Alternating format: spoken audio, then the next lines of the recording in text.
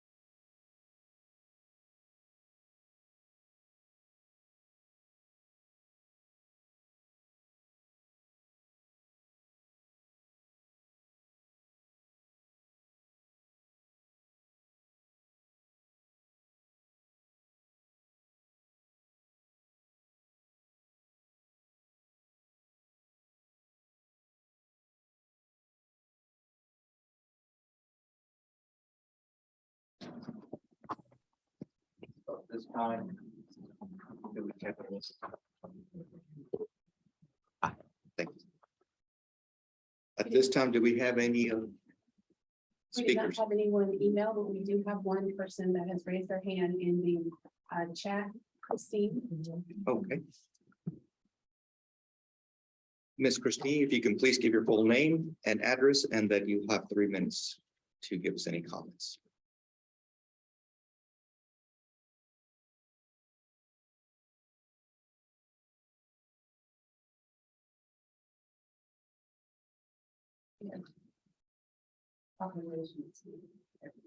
Miss Christine, I think you're still muted.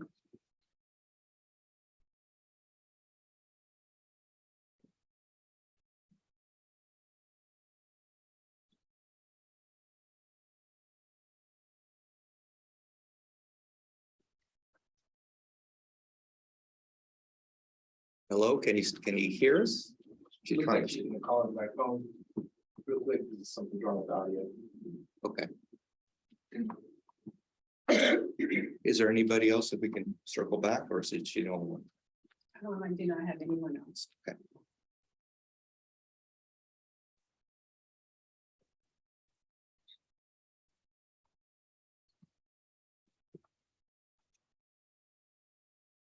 I'm waiting to see if the phone number comes up. I'll be tapping so loud.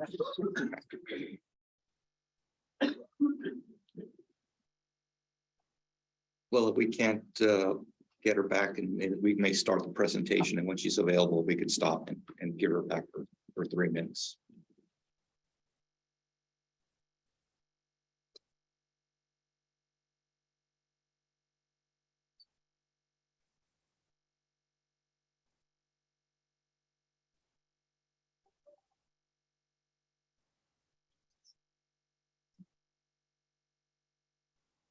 Okay, well, Chair, I'll let you know if I see her. okay, so let's move on, and when she gets back, just let me know, and we'll circle back. Okay. So with that, let's move into the first agenda item, which is to discussion of the proposed fiscal year 2023 operation capital budget and revised policies.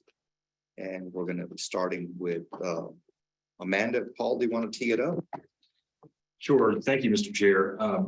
Again, appreciate the opportunity to have this time with the board, and want to thank again all the members of staff who contributed to this conversation. We'll lead this through in a sort of handoff format as we go through at the outset an executive level summary, high level, how these numbers are working in the fiscal year 2023, and then a shorter year outlook. And then we'll walk through things as they show up on the change in net position sheet with revenues, expenses by category, and then we'll end up with the long-range plan. Want to thank again Amanda for her expertise in this. She's been leading this process for how many years? 14 years. So certainly can provide a good foundation for how DCTA normally does their budgets. And then thanks to Mr. Leininger, who has helped us maybe take another level up on a bigger picture story about how these numbers fit together. And so we look forward to getting into those pieces with you. So I'll start on the executive summary. Amanda, you want to go with talk about the calendar that we're working under, please? Since we do have some new board members, I'll just do an overview of how the budget process works every year here. Here, Mike is on. Sorry. We begin in January, February timeframe, and that's just setting the budget calendar, and we bring to the board, make sure everything's fine, and that kind of sets the tone for the year. Staff begins process of building the budget in the springtime, and then we have internal reviews held in late May. We present the proposed operating and capital budget to the board in June at this budget workshop. Depending on the direction the staff receives at this budget workshop, whether it be related to service level adjustments, requests for budget revisions to be incorporated, or additional information that is requested, this will dictate the need for an additional budget workshop in July. We've had some in previous years and we haven't in other previous years. So the formal presentation of the proposed budget, as well as the public hearing, is held at the August board meeting, and then with the adoption in September. And once the adoption is set, I work on compiling all the information and creating the actual budget document. This is submitted each year to the GFOA Distinguished Budget Presentation Award, and we have received that for the last 16 years. So that's good. And then it's just maintaining, like doing budget maintenance throughout the year. You guys, we present any budget revisions we bring to you each month, any amendments. So it's kind of always a topic of conversation. Thanks, Amanda. So this slide provides a 4-year outlook of revenue versus expenses, aimed to answer the question, is our cash flow margin getting smaller, getting bigger, or staying about the same? And the bottom line of this is that our net cash position remains positive or neutral through 2026. I'll go through these line by line at a high level. If you have any questions, feel free to stop me. But at the first line is TRIP funding. And these are the funds that are taken out of the DCTA budget to fund the Transportation Reinvestment Program by our member cities. You see our budget in 22 was 7.7 million. And that funding, plus the funding from 2021 and the funding allocated in 2023, rolls into that $21.2 million TRIP funding line item for 2023. From there, you see federal grants at 16.2, a big change from fiscal year 2023 to 22, big change from the Rescue and Recovery Act funds that have now passed by. So now we're getting back to a more steady state on federal grant funding. On the sales tax side, you see an incremental 4% increase in the years 23 and 24. And then we've planned for 3% in the out years, which you see in the long range financial plan. Footnote number 1 says that our sales tax increase has gone about 7.5% year over year in 2014 to 2021. So we're still fairly conservative there. Operating revenue increases as a result of what we expect to see from Go Zone fare. In this budget, we budgeted we assumed $1.50 fare, the increase from 75 cents to $1.50, which is obviously the most conservative. The board chooses to go higher than that, and those numbers will increase. Non-operating revenue is the lease income we expect to get on the short-term lease. If the long-term lease, which we anticipate will be signed before 2025, then that number will change in those out years.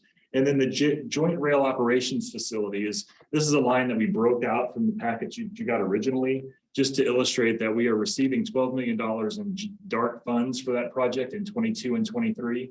And then if you look at the second line from the bottom, you see where those funds are executed for design and construction. Again, a unique item, makes sense to break it out so you can see that on its own. On the OpEx side, you see a $5 million increase from 42.4 to 47.4.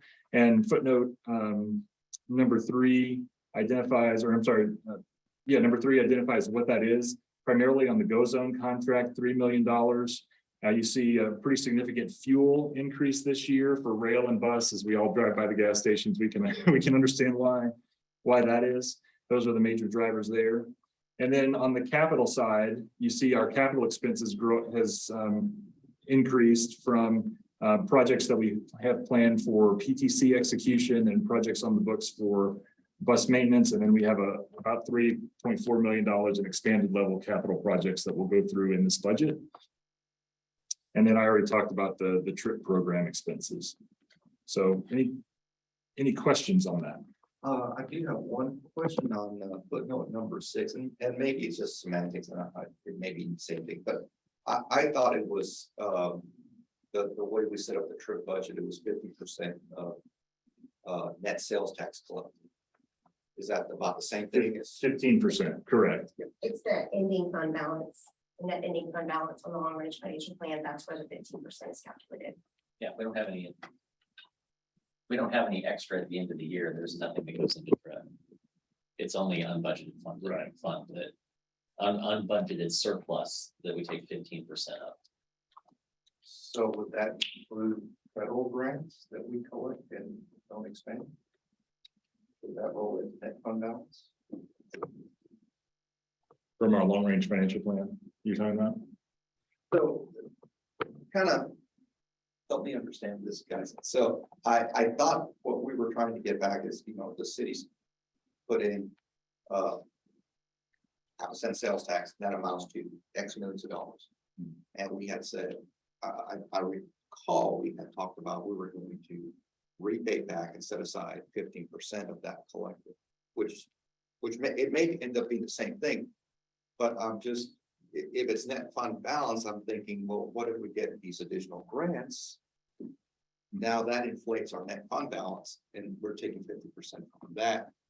And potentially you may end up having the agency is rebating more than 15% of what we collected from each city. I'm just trying to get to that. I understand that question, and I think it's something that we can definitely look at as we think about the long range financial plan. If you see the long range financial plan in front of you, you see the net available fund balance and what happens between 22 and 25. You see that it does dip from 75 to 61 to 52 to 50.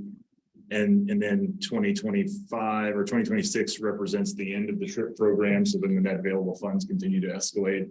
So your question about how are we parsing the grant funding and the sales tax funding to identify the trip program, I think that's something that we could spell out a little bit. We could focus on that as. I mean, unless Specific the other board members, unless you remember it was slightly different, it was just 15% total.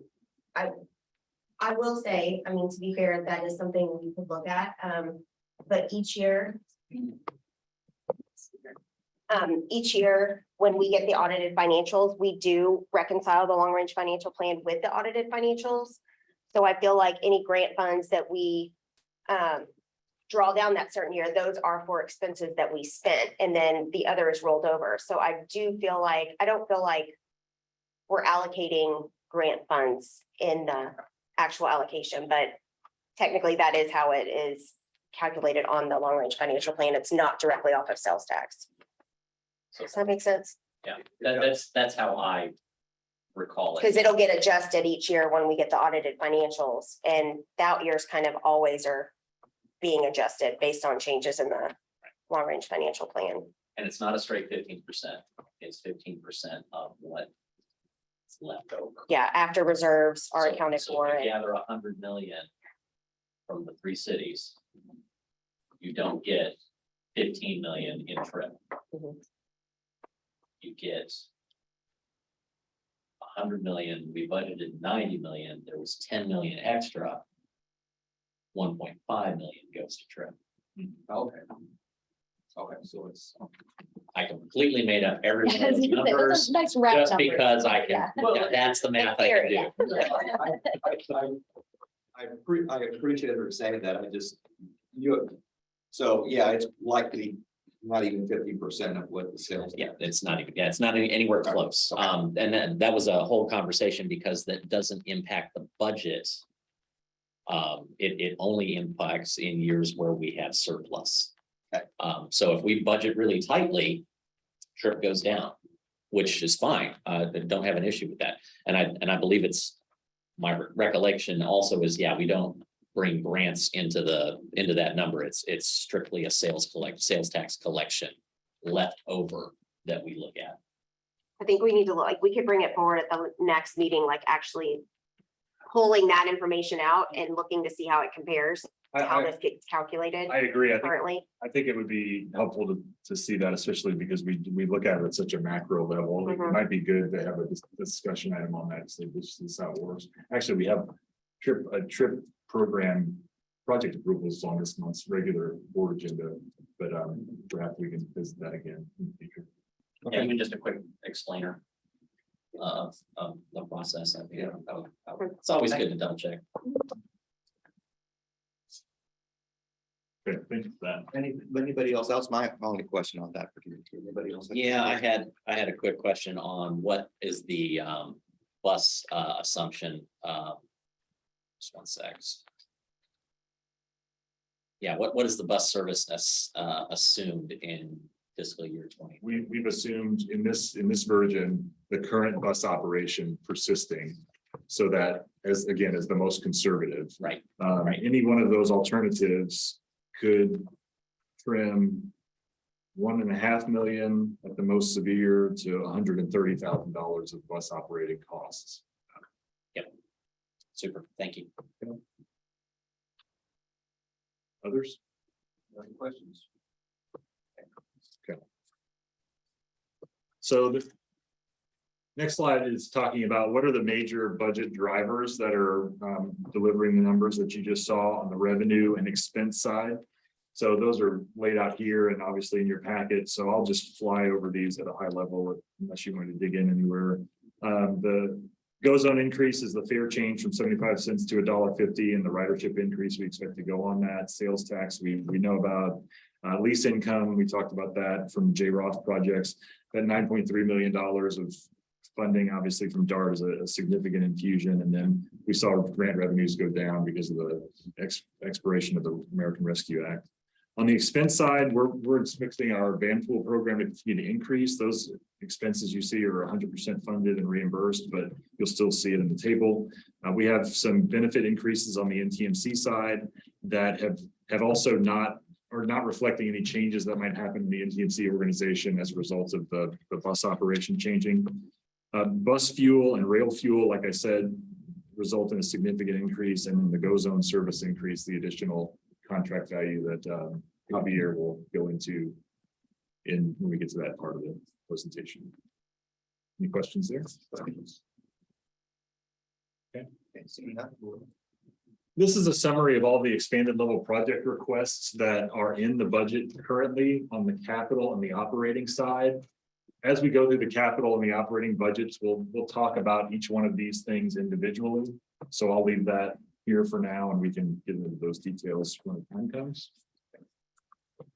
We provide this view of ridership and budget by mode to help us all understand what is happening across each of our modes in terms of ridership change year over year that we expect versus what's happening in the budget year over year that we expect.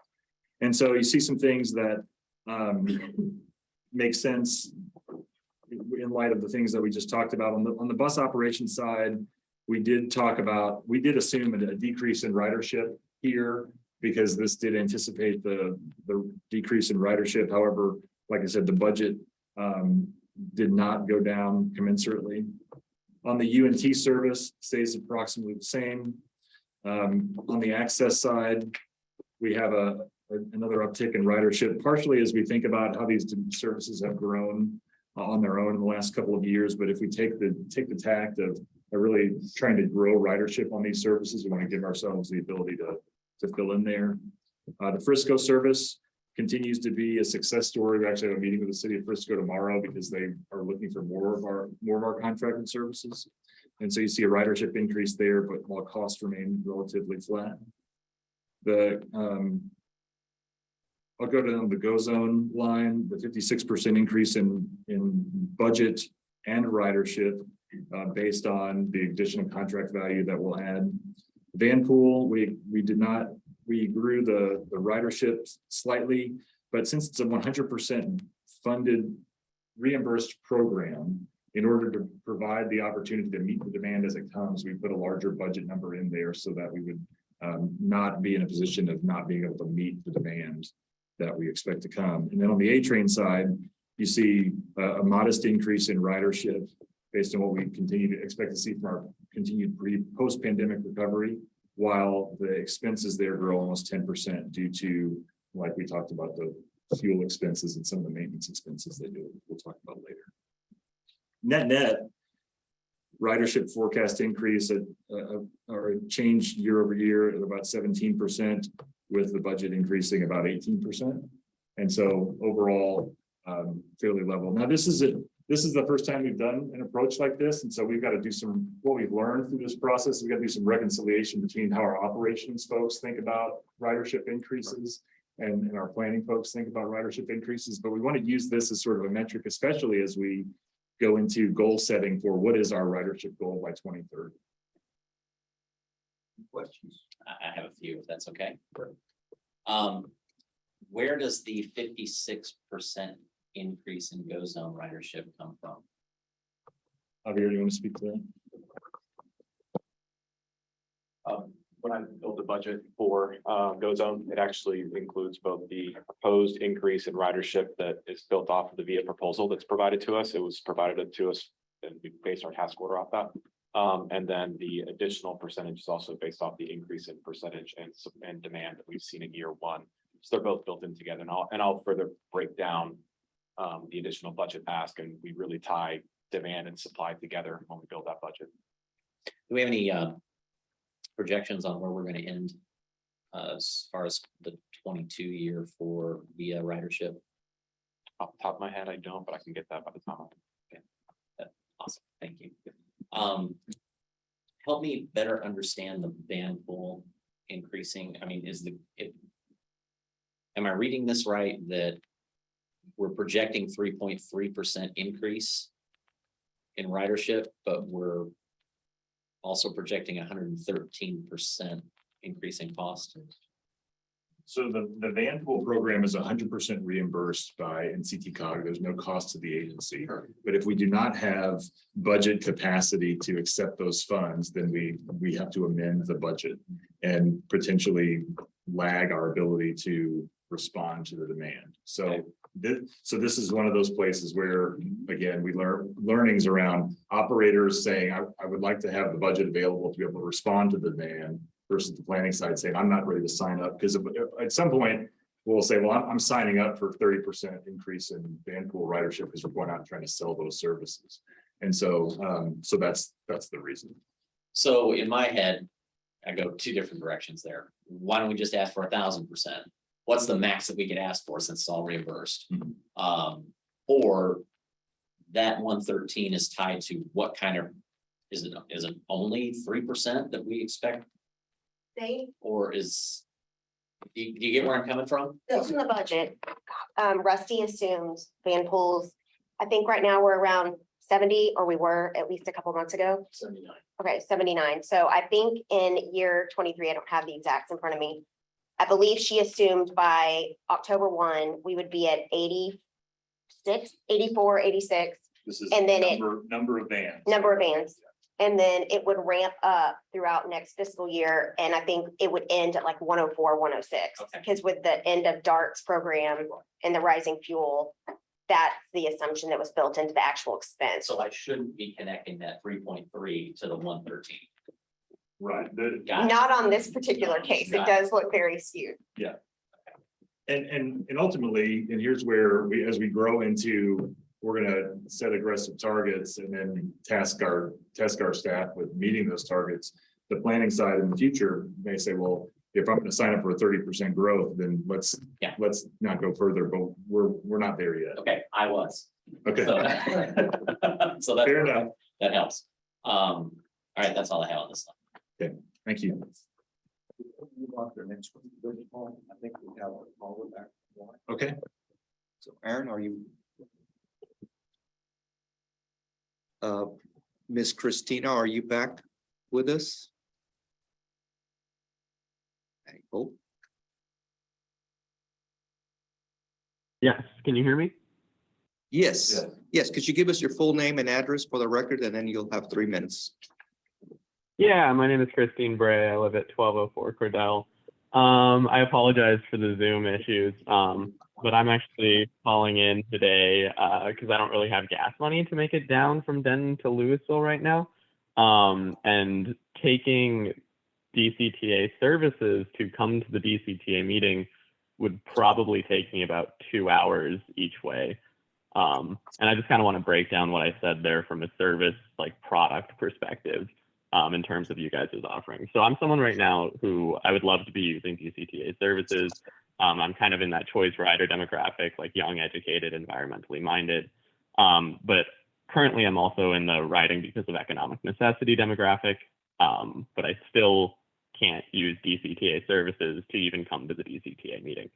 So that to me indicates that, you know, it's not a high quality service that y'all are offering. So coming from Denton to Louisville, I'd be looking at 3 legs of a trip. The first would be my home to the train. And I actually have a surprisingly good route there. I have a really solid connect where I would get dropped off my first bus, and then my second bus would come just a few minutes later. So that's really nice. But then once I get to the transfer center, I would have to just wait there in the heat, right? And then once I get off the train, Louisville doesn't have any buses. My only route there is Go Zone, and I have no guarantee that a Go Zone is going to be available. I have no guarantee that when the app tells me, you know, it'll be 26 minutes to pick up, that that's actually true. And then once I get in the Go Zone, I don't know how long that route will take. You know, will I be picking up someone else on the route? Will I be picking up multiple somebody else's? I really have no kind of way of planning around that. So at this point, I want to pivot to talking about like what does more money into buses and trains look like from a user perspective, and what does more money into Go Zone look like from a user perspective. So with Go Zone right now, what's kind of limiting the ridership is service quality and availability of rides. And when you put more money into the system, service quality improves. So people want to use it. It's like, oh, I had to wait 25 minutes for a Go Zone, but now I only have to wait 10 or 15. This is a better product. I'm going to use it more. But the problem is that Go Zone response times are tied to how the demand is matching the supply. And so whenever demand or supply improves, demand also increases, and then the service goes back to being unpredictable and unusable. And this is a kind of destructive cycle with no end. You know, if you are providing 10-minute responses and you're competitive with Lyft, everybody is going to be taking Go Zone instead of Lyft. So you're never actually going to have that for long. So it's always kind of going to be a bad product. And then with buses and trains, you know, more money creates a better product. If you put more buses on the road, that means that, you know, there's more frequent buses. I don't have to wait as long as it's at a stop. I don't have to plan my day around making a certain bus. Longer hours, if you put buses on the road longer, that's more convenient. It's a better product again.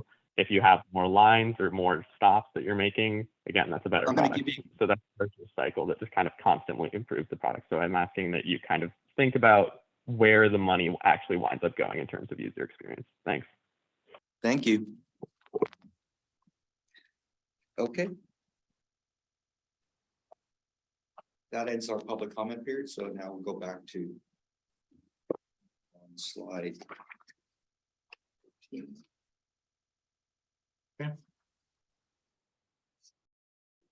So this is an addendum from the packet that was published in an attempt to answer the question, what is the incremental cost to the agency for having a Go Zone service in hand and a bus service at the same time? Just generally an academic exercise based on the direct operating costs that we just went through, but wanted to try to answer this question. What you see down in the bottom left is the budgeted scenario that we're going to go through today. Shows 863,000 forecast rides for $10.2 million and a budgeted cost per ride number. On the Connect side, same thing, number of rides versus the budget. Total budget between those two modes, $12.2 million. If we were to take a scenario, so what happens if we took a scenario where all the bus rides were replaced by Go Zone rides? We end up at $11.5 million, $11.6 million, which is really only a 5% premium over just a Go Zone product. And so this feeds into the other discussion we're having around the policy decision about what is the trade-off and balance between those two services. So for consideration.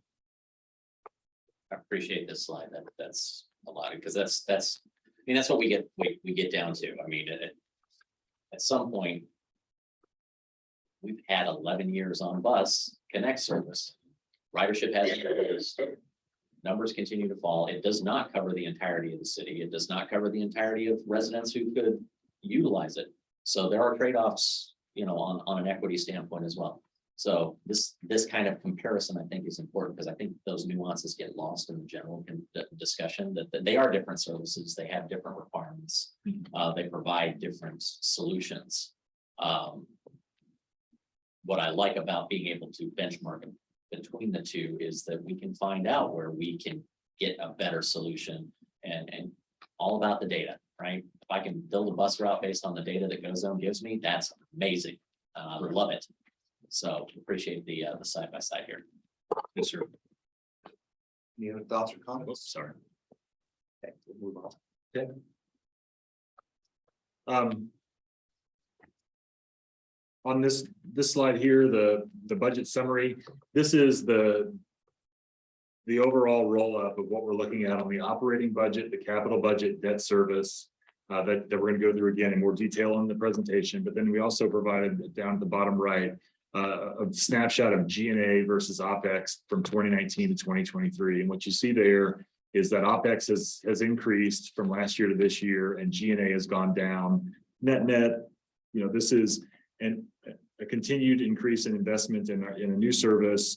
We've taken on the JROF and done that while with a minimal amount of G&A expenses tied to it. In fact, the G&A requirements did not go up; they reduced over time. Questions there? Again, that's good to see that on a percentage basis. Yes, sir. Okay. I'll take the capital budget summary. We're going to go into the capital program a little bit later, but what you see in the boxes in yellow, these are expanded level projects that we'll talk about in detail at the appropriate time in the presentation. Green boxes are rollover projects from 22 that were not completed for one reason or another in 23. The most significant of those would be the positive train control implementation.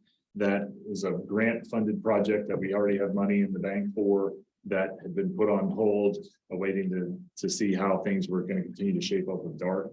And so with more clarity there, we're in better shape, and the opportunity to complete the A-Train enhancement study will tell us how that project fits into our overall enhancement plan. Couple of questions on this one. Yes, sir. The bus operations expenses, does that include the NTMC salaries and wages? Which line are you on? Bus operations expenses, where am I? You're on the capital budget, or are you on I the? should be on slide 15. Yeah. Okay. Expenses. Where did that go? Back up, rail fiber. So because of addendums, the Yeah, we. No. we're looking at up there. is not Okay, no, then I'm quite gonna be on the same. next slide. Yeah, sorry about that. Okay. Thank you.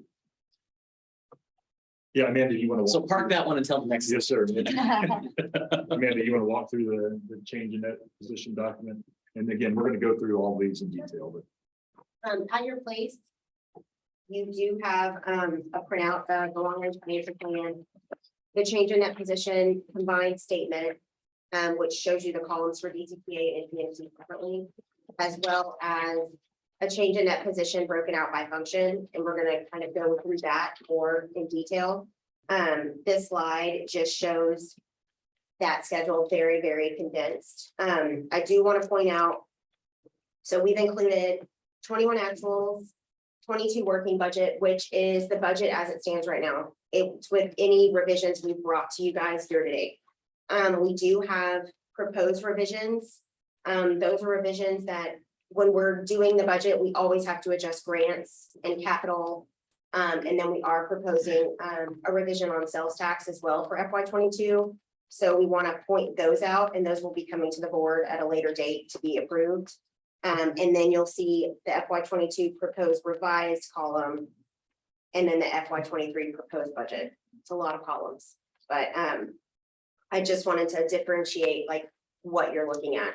in those different items. And then once we go through the presentation, we're gonna go through bus operations, rail operations, and then G&A. So we'll go through like those sections. What questions do you have on this slide? So on the bus operations expenses on this one, does that include the NTMC salaries and wages? Yes, on this one, yes. Okay, And And you then- can see them broken out, like on this change in that position, this schedule that you have at your place. Yeah. This does show it broken. and I think that was a $7 million number or something. Yes, in Yes. total. Yeah. It's 7.4 for See, them. I read this stuff. Yes. Would it be possible to separate the go zone expenses from the bus operation expenses?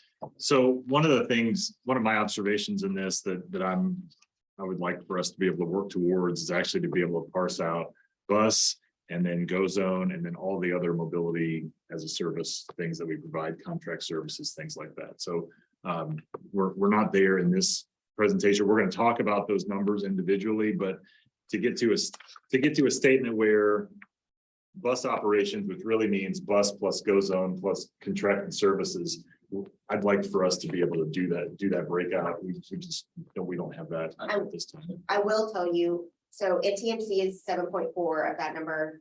Go zone is 10.2 of that number. And then the remaining 5.2 is the DCTA portion of bus operations. Okay. So that's like parts and fuel and insurance, different items. Yeah, so I appreciate that. I think that's a more transparent direction, especially as we continue to be multimodal. Well, I will say though, there is a slew of schedules, Excel spreadsheets behind this. I And so know, I know. no small feat to start parsing that out, but Yeah, certainly we okay. can talk about it. So this kind of gives, and this is more a discussion point maybe. Since 2021, our bus services decreased, but bus operation expenses have not gone down and increased by almost 3 million. Is what I'm seeing in the documents here. Once we make a decision in July on operations, I'm assuming we're going to have to rework all of this based on that. So I will be bringing an item to the next NTMC board meeting to work through the budget for NTMC. And then I'll also be briefing the same thing that I briefed the DCTA board at the strategic workshop about alternatives related to that contract. And want to have the discussion in that setting to say, how does this organization reflect the changes that are being proposed so that we can figure out how to do that. I just see us, we're removing, as we remove routes or we remove those pieces, I'm seeing an inverse curve. And so that creates a little concern for me. The majority of the increase in bus operations overall is go zone. And then the fuel increase. And that's where the splitting them out Yeah. would help. Okay, very good. That helps. Thank you.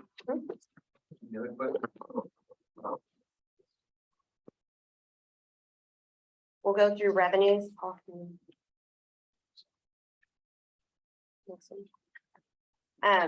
So our overall proposed revenues total a little over 71 billion for FY 23. And as you can see, almost 75% of that is comprised of either sales tax, which is a little under 56%, and federal operating grants follow with a little under 19%. So going into bus operations revenues, we have these broken out as bus operations revenues and then mobility services revenues. And again, we provide all the different columns we've gone over. You'll see an increase in access service of 29,000. That is an increase of assumed hours in FY 23 of roughly 3,700 additional hours budgeted for FY 23 for this service. UNT reflects a decrease of 65,000. There is a reduction in their service hours of a little under 2,300 hours. And I believe their UNT budget is based on just their current schedule or what they have slated. CCT demand response, as you know, was eliminated in this current year, I believe, as of December. And in the mobility services revenues, again, CCT taxi was eliminated. Go zone they show an increase of a little over $1 million, and we've kind of touched on this. That's attributed to the fare per trip increase from 75 cents to $1.50, which is what is assumed in what you are looking at right now, and the ridership increase to 864,000 projected in FY 23. And we'll go into more detail of GoZone in following slides. Mobility as a service, there's a decrease of 223,000. This line includes Trinity Metro Alliance Lift Service, which in the current budget, as you see it, is eliminated after January of 2023, based on the terms of the current agreement that is in place. So that is what basically attributes to that decrease. The other part of that also includes Coppell Lift Service, which is remaining constant. Rail operations shows a slight increase of 33,000. We're assuming fare per rider of $1.50, which is consistent, and that's what we have assumed in previous year's budgets. And just a 3 to 5% increase in ridership over the year. Are there any questions on that slide? Side question. We have the lift contracts that are out there. Is there a conversation with VIA about having them, giving them the opportunity to bid on those when they come back? I'd love to see GoZone branded in Frisco and Capel and all those other places, if the budget allows. So we have, certainly as an option, we've got a meeting with Frisco tomorrow, as a matter of fact, because they have seen increased demand in their services. We've got other meetings in the works for other non-member cities and towns around here who are also interested in dipping their toe into the water. So in the course of those conversations, I think that can inform our approach on what's the right product. And as we come up to the opportunity to recompete on some of those contracts, we can certainly look at that. There's an argument to say it would make life easier if we have fewer products and contract mechanisms, it would seem. There's an argument that the reality on the ground might be that it's not flexible enough. Right. It creates more stronger fixed cost. I think I'm very clear on the differences between the animals. I think that's part of our marketing for this next year is to teach people that. And yeah, But if it does work, I would love to see it. hear what the customers want and see what the tools are in our toolbox to fit it. Awesome. I gave you. So question, we're, assuming a 15% decrease in fixed route ridership, but then we're anticipating a slight increase in fixed route revenue. Why? It's good question. I think this is the place where, like I talked about before, planners forecasts and operators forecasts are not reconciled. There's several opportunities like that on this schedule that we'll be working through over the course of the next few weeks. I mean, obviously, there's a whole lot of information we don't have that would help us predict Right. What ridership and revenue will be. Right.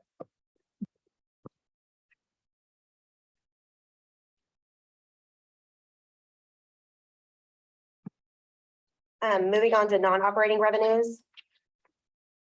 So this includes investment income, which is very small. Lease income, we've touched on that, an increase of a little under 400,000. That includes the JROF lease income that related to DART, as well as a small amount of lease income we will receive for the Burns property. 74,000 of that is what we are assuming for that. Miscellaneous revenues, 9.25 and 23, that is for the DART reimbursement for the JROF project for the construction piece. Sales tax revenue, this is one of the items that we have a proposed revision. So we are proposing to increase that up to 38 for the FY 22 budget year. It is based on actuals we have received through May, and then using the remaining months actuals from FY 21 and then increasing those months by 3%. We feel like it's still conservative. It kind of goes in line with how we're trending right now. So I wanted to point that out. And then the FY 23 budget is based on that new projected 22, and that's escalated at 4%. And as Paul mentioned earlier, We have an average annual increase of 7.6%, 2014 to 2021. So we still feel like it is a conservative estimate. Federal grants, we have a decrease of 6 million, and a big portion of this is based on capital projects timelines that just have been delayed and are rolling into future periods. So those grant funds will roll into future periods, as well as, like we discussed, the depletion of the ARP funds in FY22. Are there any questions on that slide? Questions? Projecting revenue is gonna be everything.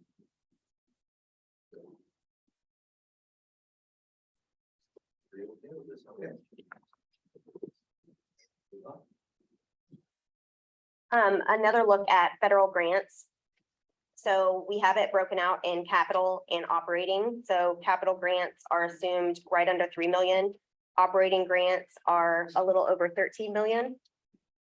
PTC grants rolled over from FY22. This also includes an intermodal transit center relocation payment that we will be allocating in FY23. And then we've also assigned grant funds to expanded level project, a capital project that we will be discussing further on in the presentation. These do include, like I said, operating and capital grants, and the capital is solely based on project timelines. So those aren't funds that we would lose. They just rotate, or they just move along as long as the capital project is still happening. Operating grants in general, they assume operating assistance, van pool, bus and rail PM, and a competitive grant for the KCS study that is planned for the FY23 year as well. Are there any questions? Do you think you'll have the PTC phase 1 complete in FY23? It is going to be, it would be aggressive, I believe, it's possible, but it'd be aggressive. The roadmap is, we have this enhancement study that's going to be done over the course of the next 6 months. That's going to identify, here's the program of projects and the recommended timing of implementation. Once we get alignment with the board on that, then we could begin that PTC implementation. And that's why I asked for, I mean, we're budgeting for phase 2 when I guess phase 1's not complete. So Right. you're thinking you can simultaneously do phase 1 and 2? Phase 1 is only the Oh, yeah. parts. Phase 1 is Ronnie, phase 1, that's the prior PTC grant. Yeah, That's- the implementation. So that was the implementation grant. Those are funds left over that are going to have to be expended before December 31st. Yeah. That's complete. Okay. Yeah. There's just, utilizing the leftover money in next, Yeah, the enhancements grant, I think we've got that split over the course of 2 years, and that's the one that's going to follow on for following the enhancement study. Okay. No questions, we'll move on to the bus operations budget. Troy? Morning, everyone.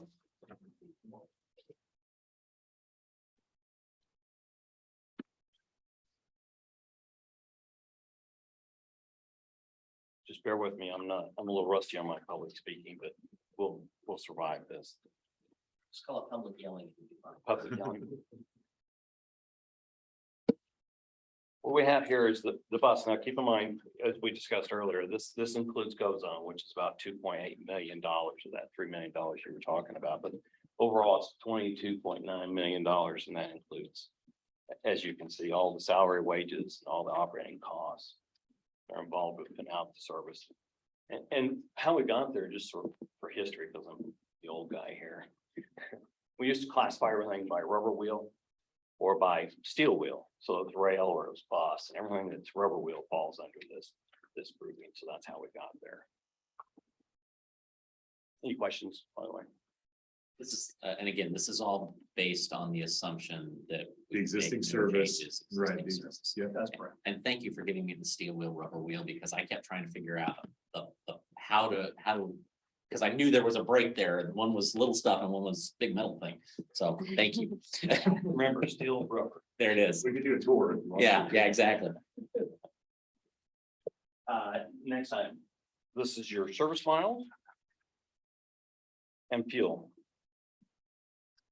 As you can see, we're down a little bit for miles. We're anticipating several different changes, but for the most part, every year we've reduced service over the last couple of years. So the miles, especially for Connect and some others are going to decrease as well. So any questions on this? The fuel budget, we're anticipating this year at 425. We've historically done 350. We're hedging a little bit. Right now, we're running right about 368 a gallon, if I remember right. The last invoice we got was about $3.68 a gallon for unleaded. So we're hoping that fuel prices hold and continue to hold. Question, maybe we don't, maybe the public. Because you're saying 425 is what you're budgeting, 368 what you're buying today, and the public doesn't buy, they're buying it at the gas station. Right. Well, why is there a big difference? I will say May, sorry, May was $4.44 a gallon for diesel and $3.91 a gallon for unleaded. In the invoice we just received. for May. We participate with the city of Denton fuel contract, so we have discount pricing. Okay, So we're not paying pump price. they're not paying retail, get it wholesale. Good, right. Good to know. Thank you. Any other questions on fuel?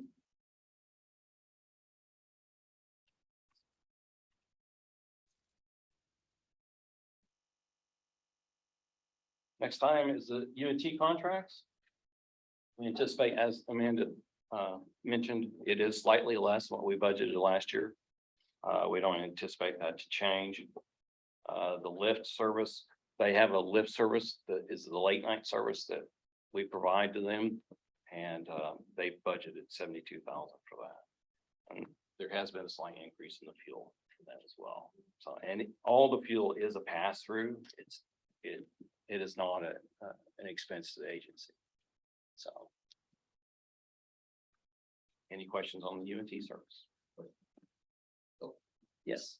So does the rate include that fuel pass through? It does not? Okay. No, there's base rate for the hourly rate for the service. And then you have the fuel as a direct pass through. Okay. And the fuel is allocated based off of the number of miles of service done for that period. Okay. Anything else? Hang on. Relationship, we talked about this a little bit in the workshop.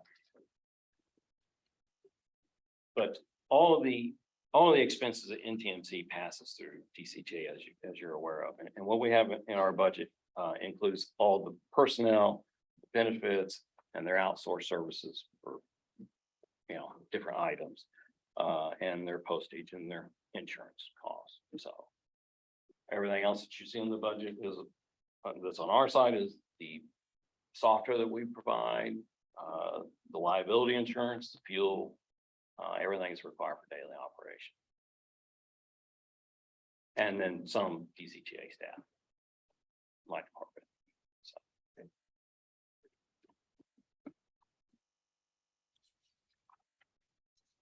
NTMC proposed budget. This is where you're asking about how much of that was NTMC.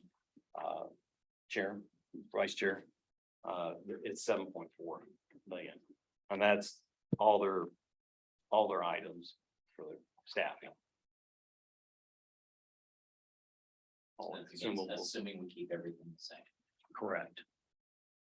Correct. Can you elaborate on what is included? What do we mean when we talk about employee development? That's training. As you know, we spend quite a bit of money on training operators and staff. So that's all part of those costs. There's subscriptions to those services, and we do quite a bit of training for them. So does that include sort of continuing training for drivers who are already licensed? Does it also include sort of more basic training for folks who are seeking a CDL, or does NTMC not provide that type of training? They do provide, they will assist with getting CDL. We hire non-CDLs.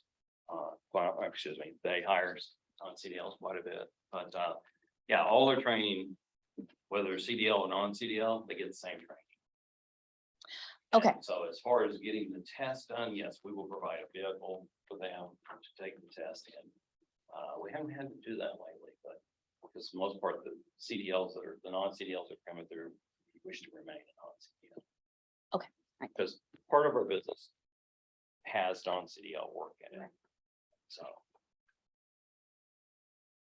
But yeah. Anything else? Any questions?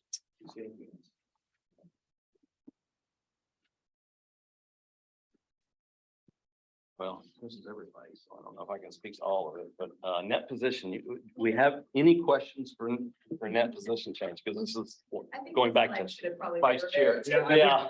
The takeaway here is that if you look in the bottom right-hand corner, you see that $7.4 million that's transferred out to NTMC. That you're off the hook for everything else. Okay, all right.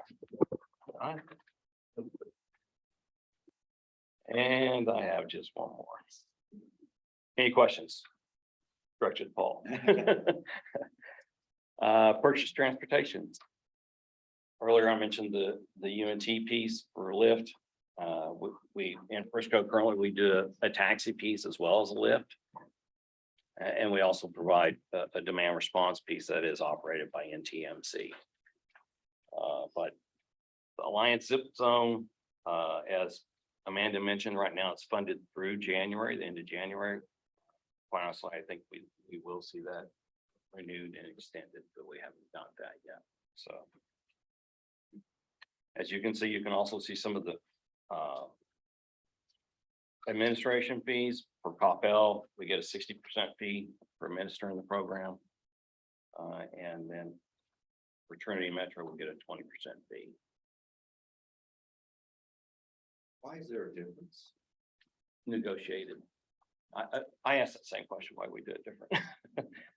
But no, I think really it was based off of the understanding that the work staff time involved in each piece and what it was going to be, what the program was slightly different. So it just costs $17,000 to administrate it. If you had $17,000, in some cases, it's a bigger percentage. Yeah. Because there's different nuances to each one, so. We're being made whole. That's, I guess, the point. Yes, I would say so. Add to that? Those are. Thank you, folks. I hope I was helpful. Yes, sir. Good morning again, board. So the FY 23 GO Zone operating budget is based off the original proposals provided by VIA, and they're broken down as basic service hours, followed by add-ons such as weekend and holiday hours, additional zones, and Sunday A-train replacement service. You can kind of see right off the bat, base vehicle hours in FY 23 are based off assumptions in VIA's proposal demand models that show an approximate 30% overall increase over year one. Since demand in year one outstripped supply early on, we've built the same additional level of investment in year two, an increase of approximately 28% over the base proposal hours. The total you see reflects the base service hours for year two are 133,535 hours to deliver just the base Monday through Friday service. And then you can kind of see the following rows add the additional service hours that are that fund the Sunday service hours, Saturday neighborhoods, expansion of Business 121, Sunday A-Train, and the Trinity Mills Station service. Some additional add-ons that you'll see are the Castle Hills extension, as well as the high quality service hour increase here, which is a 28% increase over the base number that you see up top. Total budget for the year, when it comes to just service hours, is $9.5 million. We also add to that number $420,000 a year for VIA customer service, $50,000 in additional service quality improvements, and then additional $10,000 in bike rack replacements that come up over the year. The total operating budget for GoZone for FY 23 is right at $10 million. Question, okay, the high quality service, is this what we discussed a couple of meetings back? Correct. That's Correct. capturing that. We basically made the same high level investment that that the board approved in year one. We've gone ahead and added it to year two on top of what was proposed as far as a demand increase and supply increase that was required in year two. Okay. On this following slide, and I'll happy to answer any other questions on GoZone entirely, but wanted to provide a little backstory on how we got here. This slide is a visual representation of how the FY 23 budget was built based on average monthly hours. Year one service before any additional investment was based off 11,250 hours per month on average. With the additional investment and not shown here, we are currently at 14,287 hours per month on average on year one. That is with the 28% additional investment over year one. Year two base before any additional investment, just based on the original proposal from VIA, is 14,937 hours per month, which originally looked as 179,000 hours in year two, with a year two NT of 7.4 million. With the additional investment of 28%, we're looking at 19,223 hours per month. Total hours 230,675, and again with a $9.5 million total. So happy to answer any questions on all that math that I just threw at you.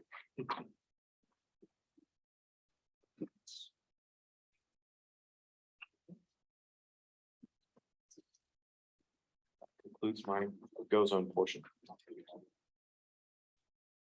Thank you. Okay, we'll jump over to the railroad. This is a breakdown of the operating expenses on the rail side, and over on the right-hand side, you see what's changed from year to year. I'll go to outsourced services and charges.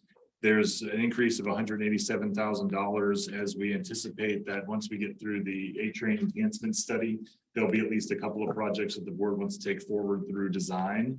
And so those funds would allow us to do that design work and get projects ready for bid and execution. On the materials and supplies side, the big driver there, like we said, is increase in fuel cost for the railroad, a slight increase in utilities, and the purchase transportation services line item reflects what's in our contract with Rio Grande Pacific over the entire course of that contract. It has built-in escalators year over year, and so that accounts for that escalator. This is more of a breakdown on that purchase transportation line item. You see here that's similar to the GoZone contract. We pay for train crew hours and we pay for car miles. There's an overhead component of Rio Grande Pacific's management administration. You see there, their dispatchers, funds to maintain facilities and vehicle maintenance, maintain rights of way, all those sorts of things. And then the bottom three items are on the DART interlocal agreement, where we have various agreements with DART to have them maintain ticket vending machines, maintain platforms that we share, those sorts of things. As we get into a long-term conversations about a long-term agreement with DART, our desired objective is that those sorts of allowances go away and we find some way to stop paying one another writing one another checks every year. I think the next slide you drop in the fuel 270, but I don't know which line item that 270 is built into. It's under materials and So it goes back to, it goes back to materials and supplies. Okay. And this is the contract with Rio Grande Pacific. So separate, different item. Question regarding utilities. Sorry, I lost where I was looking at. Oh my God, I completely lost where we were. There it is. So I know that we're paying the standard commercial rate for all our facilities that are in Denton from Denton Municipal Electric. Is that correct? Do we have any kind of contract with them? And if so, when is that contract expiring? When do we have an opportunity to? With the Denton Municipal Electric Yeah. contract. Okay, Just Okay. For the public, we do not have a contract with the municipal electric, just a month to month. okay, yeah, I'm thinking aloud about what opportunities there might exist to negotiate a power purchase agreement Okay, with Denton Municipal Electric. Which is something that they often do with larger customers. I don't know how large of a customer we are in the grand Yeah. scheme of things. But there may be an opportunity there for some savings.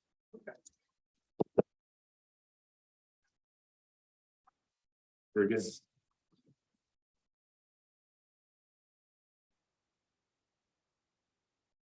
So this is a new item that we're bringing forward because there's a story to be told about major maintenance on our railroad and what we expect to see over the course of the next few years. The board in its budgeting process has typically budgeted $2 million a year for rail maintenance capital, which has gone to any number of items from wayside repairs to track and crossing repairs to some amount of rail equipment repairs. Our fleet is about 11 years old, came online in 2011, and our crews have done a great job of doing condition-based maintenance, that is fixing things when they break, not necessarily when the manufacturer says that those things have to be done. However, at a midlife point on these pieces of equipment, we're going to start to see the cost of those equipment repairs increase over time. And this is when we get into discussions about the long-range financial plan and how this reflects, it's going to bear some weight. But you see a little bit of details about our fleet, that this fleet of equipment is no longer in production by Statler, the manufacturer, and the replacement parts aren't on the shelf waiting to be bought. We have to seek those out in the marketplace, sometimes being manufactured in special order. And we also don't get to repair a lot of things locally. A lot of these components have to be shipped other places in the United States or even sometimes overseas. And so what we want to do with this conversation is just demonstrate to you that there have been some major systems components that our team has been working on. And by the way, a DMU is the 2-car set that we're talking about. There are some major maintenance programs that our team has been working on over the course of the last several years related to traction control motor boards, brake overhauls, engines and generators. Now, ABB boards and engines and generators, those are heavy maintenance sorts of things. Brake overhauls have to happen on each equipment set every 3 years, regardless of how many miles it runs by FRA requirements. And so that is a requirement that's not going to go away. So this is what's been happening from 17 to 22. Again, work executed under the budget process as we've been over the course of time. But now, as we think about our ELP requests for 2023, what we're trying to do is spend money to continue or start some of those programs anew. And the opportunity to secure the parts and secure pricing for those repairs means that we may find ourselves in a place where it's advantageous to commit DCTA to maintenance expenditures over a multi-year period to get the best outcomes for us.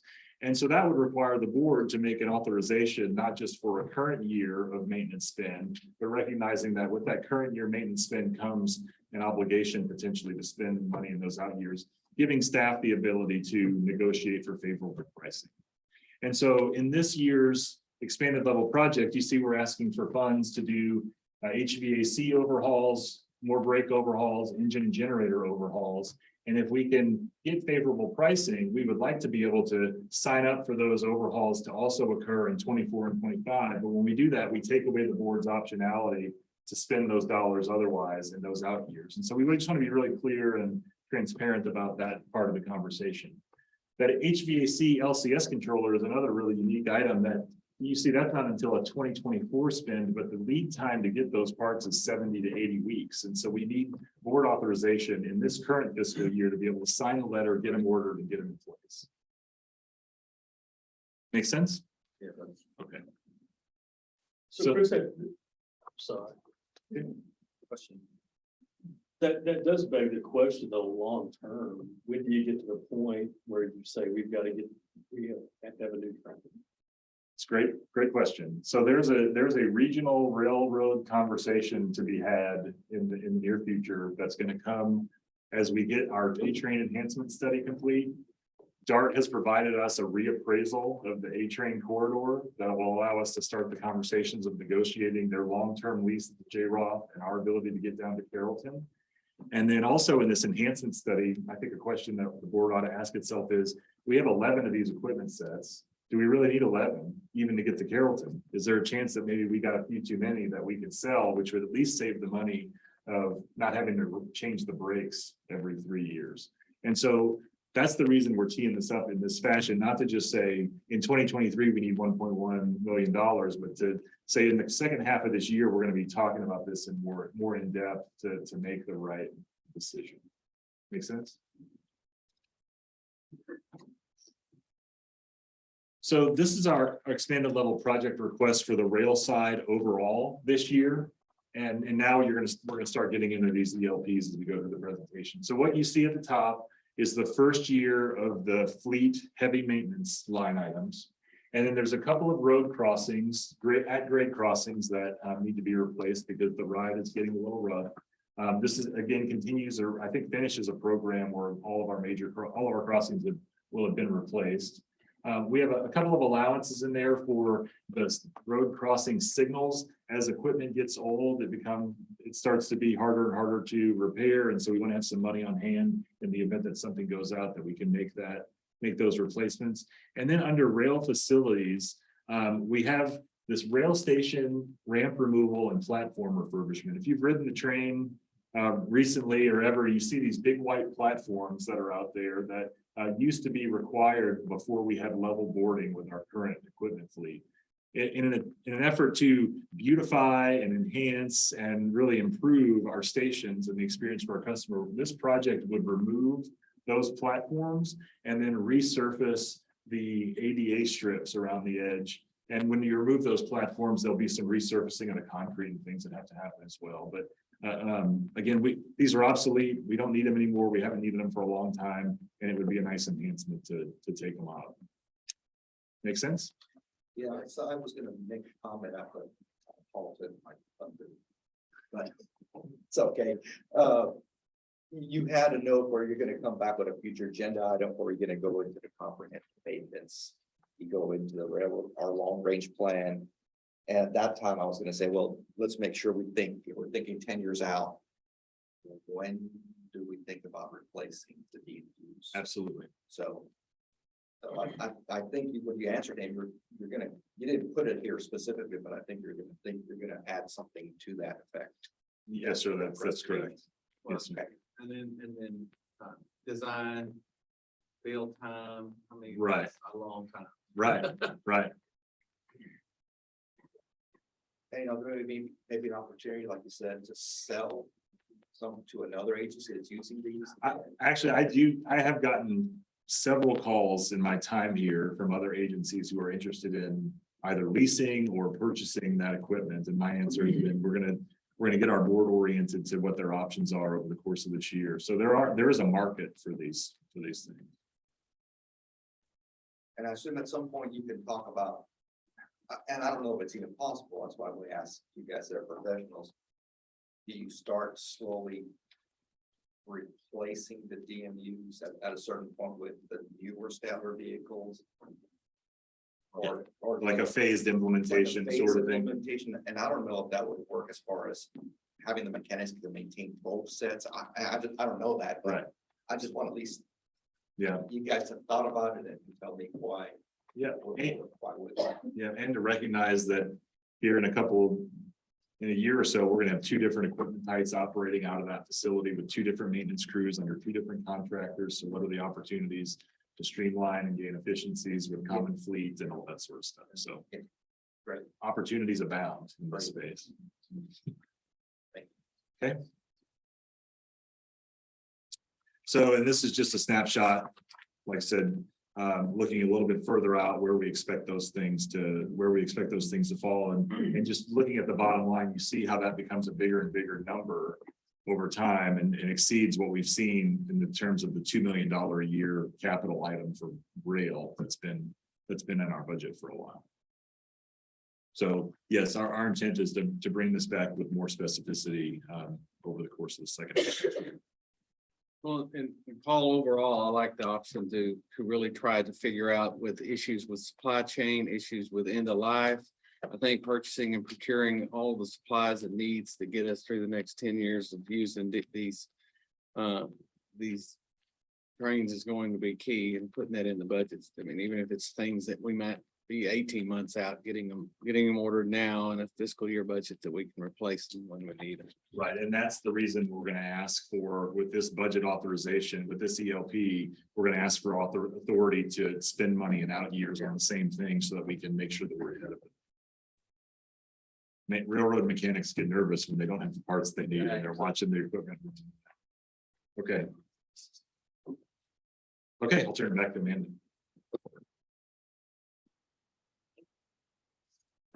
We've gone through bus and rail, and so we will touch on the G&A portion of the change in that position. So overall, the G&A operating budget is 7.9 for FY23, an increase of 123,000 over the FY22 proposed. The majority of this increase you will see is in the wages and benefits portion, and that the majority of that can be attributed to an additional FTE that we have included for a risk and safety manager that's being proposed. And again, we will review that in more detail in upcoming slides. This position FTE wise is offset by the elimination of a finance assistant FTE that we had in the current budget. And again, we will go over that in more detail. The other item I would like to cover is the outsourced services and charges. So in the current year, in the current FY22 year, we have brought many budget revisions to the board. So we've increased this budget substantially. Those include Accenture, CEO executive search, and finally the interim staffing expenses for the finance and HR departments. So this category, even though it actually looks like we are decreasing the budget, basically we are keeping it at a higher level in FY23. And those are due to expanded level projects that we will go over. Long range service plan, 600,000. KCS rail study is assumed at 429,000. Total project 750, but we have it split between FY23 and FY24. A security camera study and enhanced marketing and advertising.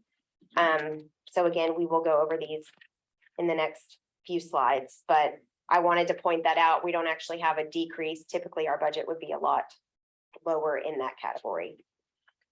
Are there any questions on that? Before we move on. This just shows the ELP summary for the operating expanded level projects. They total $2 million. And in the slides following, we will go over them individually.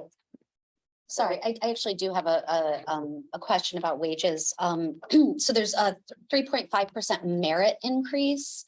Can you tell, or can someone on staff tell us a little bit more about what it takes to earn a merit increase, and how approximately what percentage of our employees typically get that merit increase? Sure.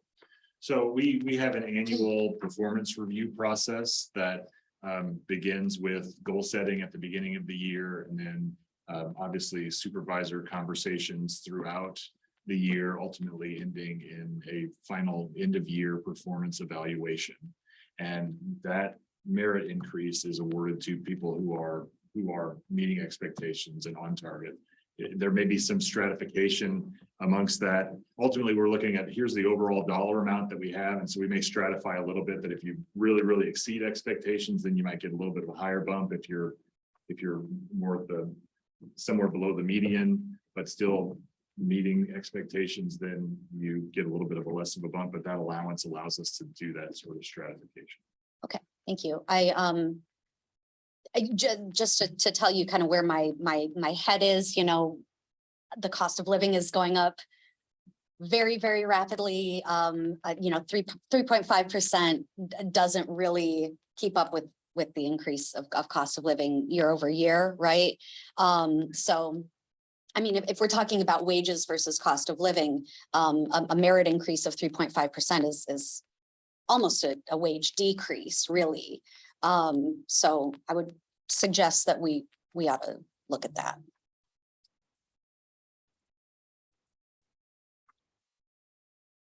I think we've talked about this in the past, and I think Judge Eads made a point of it.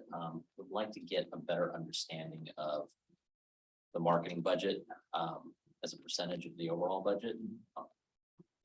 Associated with our peer groups, I would like a better view of, are we on par, above, below?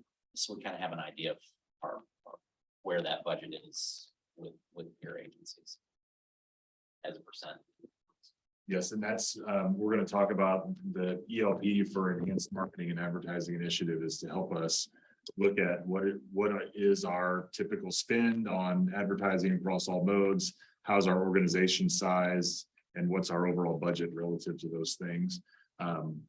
So, and then we can obviously add that into our conversation for our regular recurring updates as well.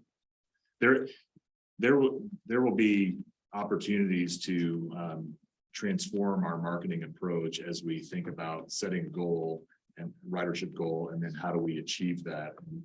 That conversation is already well underway within staff.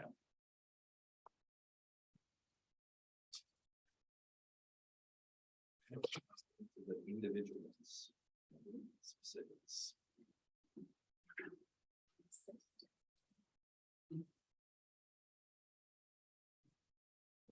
Hello again. So the purpose of this request is to fund a study on DCTA's physical security, both cameras and access control, as well as station signage as a passenger amenity, which fits under this umbrella as a function of passenger safety. Knowing when your next train will arrive based on a platform sign is helpful in maybe when you might want to get out of your car while you're waiting at a quiet platform. Our current state of physical security and access control, only our bus operations and maintenance facility have cameras that are functional at this time. Our bus and rail fleet both have camera systems that are aging. The Stadler vehicles have their original cameras.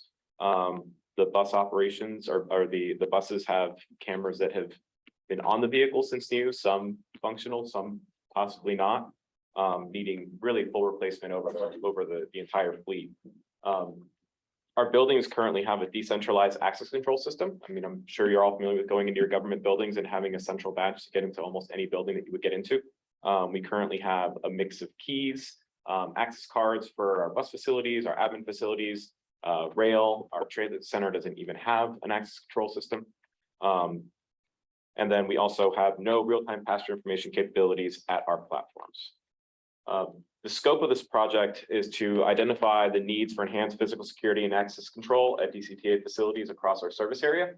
This includes all our maintenance facilities, this administration office, our transit center, as well as parking, A-train platforms, and any other building that DCTA touches. It would identify the hardware and the infrastructure needed to support the physical cameras and access control, both cameras, servers to support video, the access control hardware, door hardware, you name it, throughout the agency. It would also develop a program of project to accomplish these objectives. We don't really have anyone on staff that would be able to design, engineer something of this scope. It would take quite a bit, as well as making it a phased project so we can actually go through and this will not be a single year project over the course of time. It'll take some time to deploy all this throughout the agency. And then identify the needs for ongoing support and monitoring of these services. We don't really have a centralized location to monitor cameras. Our dispatch area has a screen that at times is showing the cameras, but that is only for our bus operations facility. There's no monitoring of fleet, no monitoring of facilities otherwise. I think, Troy, I think it's probably fair to say that most of our cameras are generally after the fact monitored outside of just maybe a monitor being seen. So it's usually reactive incident based. So ultimately, the purpose of this ask is to bolster the safety and security capabilities of the agency and provide improved passenger amenities and experience. So any questions on, the ask is $150,000 to fund the study. Yeah. Question. Just to clarify, are we talking about for facilities only, or are we also talking about cameras on vehicles? Facilities and vehicles. Oh, I think I'd add that, I didn't realize we didn't have cameras on our platform, so. I think that for me is a very high priority, and I appreciate you guys bringing this to our attention, because I think it's extremely important. And I know that, I mean, we have the capacity as far as fiber to put cameras on our platforms. It's just a matter of getting them on there and Correct. getting the hardware to run them.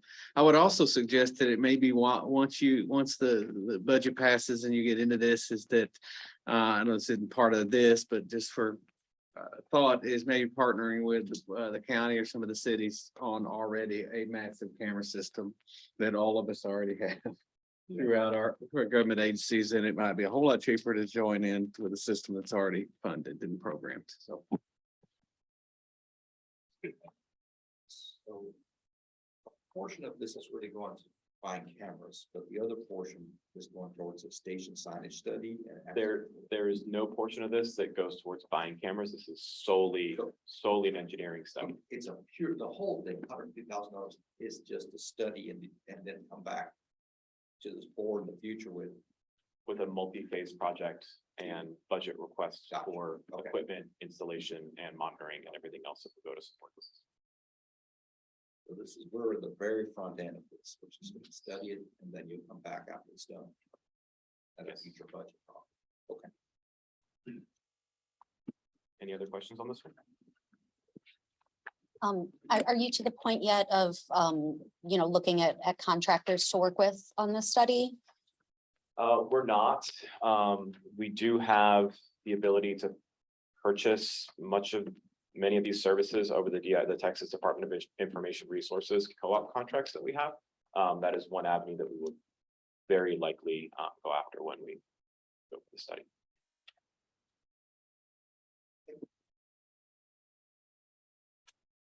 Moving on. Next project, we touched on this a little bit during the individual budget line items. I just wanted to provide some additional background information as to the extended Saturday morning service hours and quality improvements that make up this Go Zone request. Along with many of our services, Go Zone service begins at 8 a.m. on Saturday mornings. We've received some public feedback that has revealed a gap in service for employees that need to arrive at work before 8 a.m. on the weekends as well, or Saturday, to be clear. This particular request will extend service by 3 hours with service beginning at 5 a.m. It's approximately 2,400 hours at a cost of $103,000. In addition, this request also includes some general service improvements. Some of the items that have come up over time have been the possibility of having the vehicles registered here in Texas. The viability of this still needs to be discussed with VIA. It's not a certainty, but we assume there's going to be a cost involved with their vehicle partner to make that a possibility. And then, of course, earlier mentioned bicycle rack replacements.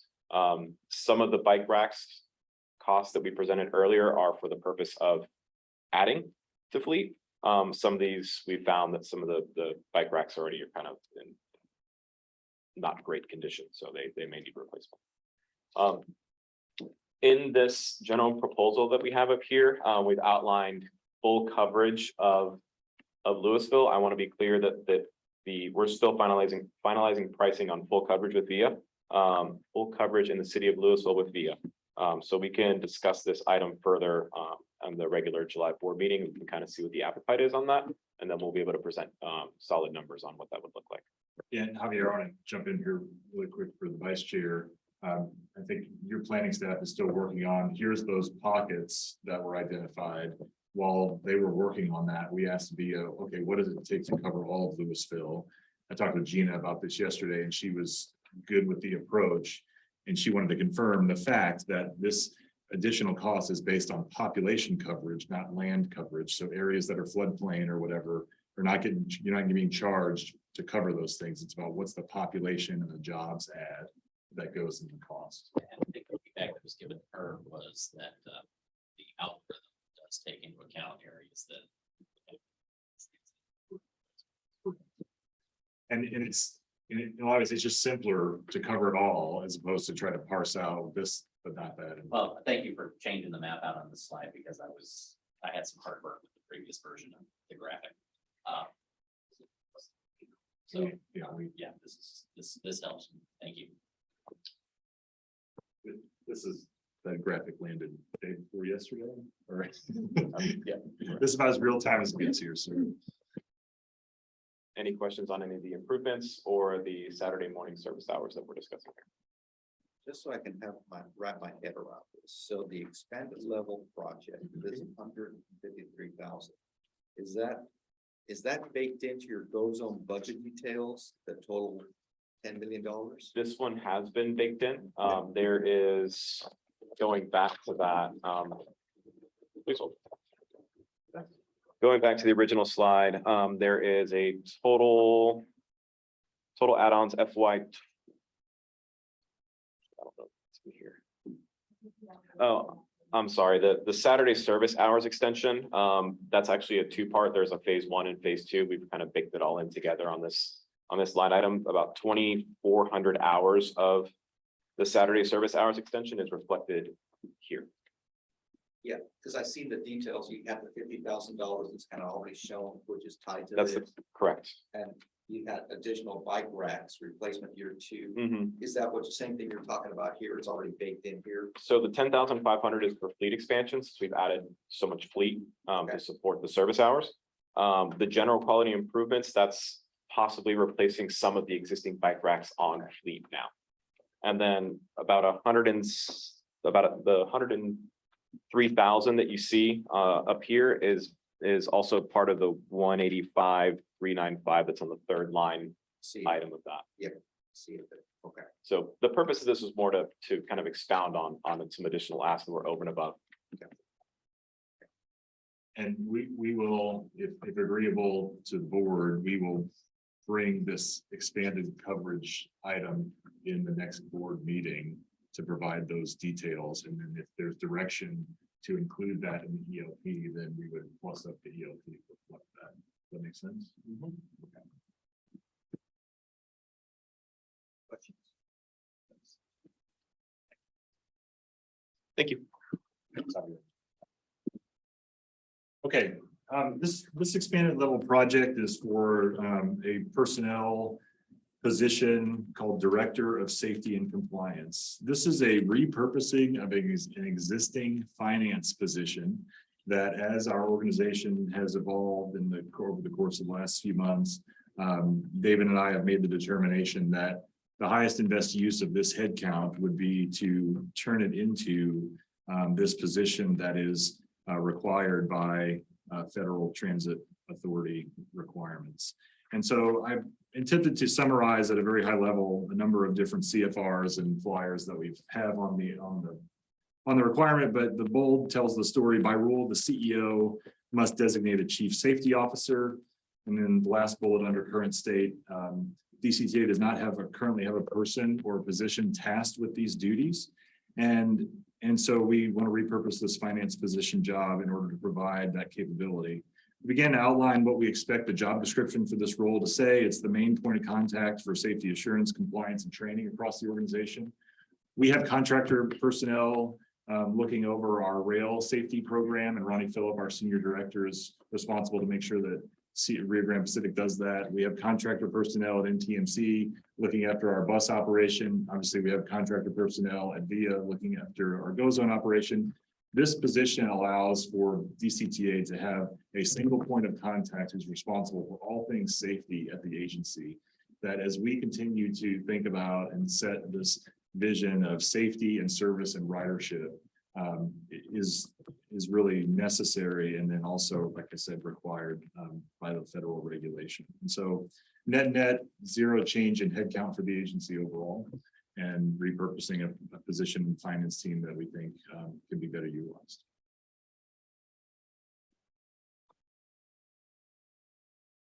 Okay. We talked about this in the strategic workshop, and Paul, you and I talked about this a little bit the other day. So no new news on this slide since we published it already for the public. We didn't make any modifications, but as I've been thinking about it more in the direction that the board provided about how do we get really good at what we already have, and then also take advantage of opportunities into the future, recognizing that we have these dollars in the bank. One of the things that's going to be important about this study is around messaging, and how can we talk about transit-oriented development for our member cities. And so anticipate that, what this schedule says is that we want to try to get a task order assigned and awarded in the August, September timeframe. Between now and then, we'll come back to the board with some refinements on how this thing could be scoped in order to accomplish all of those objectives.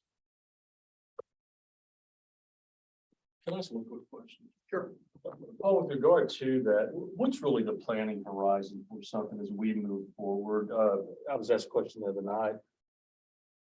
When would something like this become actual reality, where there was a train system running there? Have you gone to study or anything else?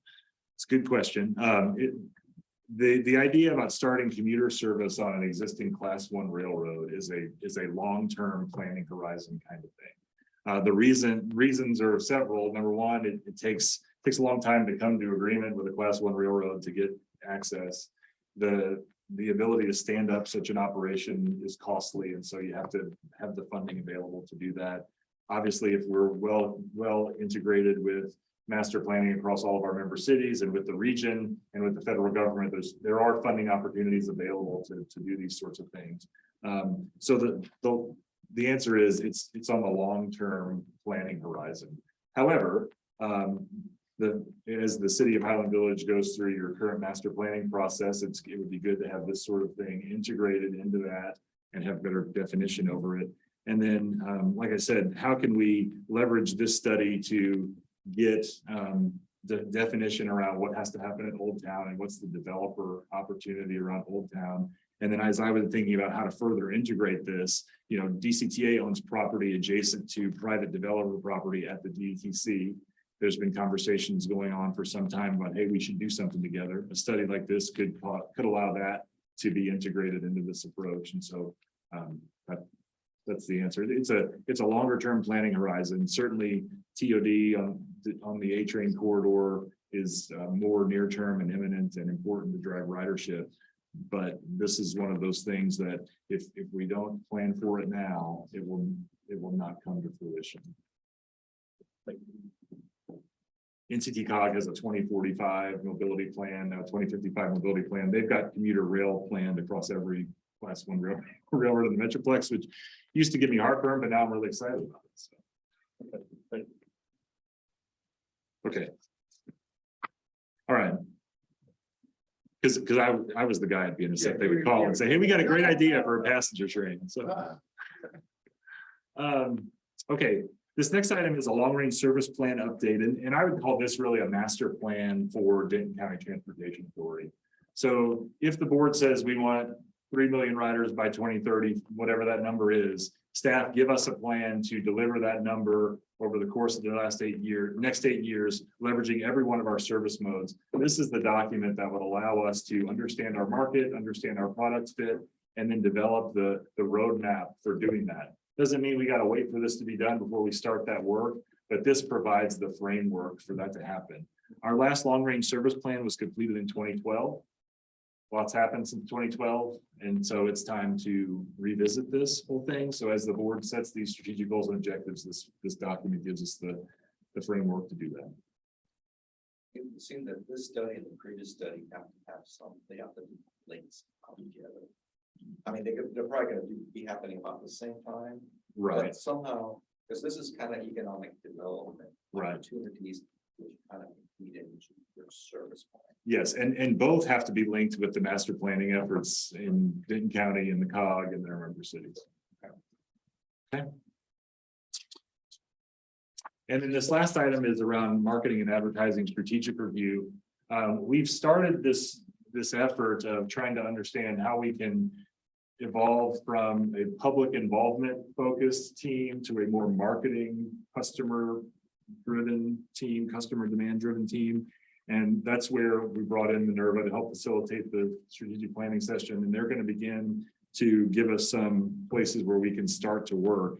This is a much more in-depth view and the beginnings of development of what are those messages, what are those graphics, what does the branding look like, and what is the overall banner under which we're trying to drive for these ridership improvements and enhancements for our service over time.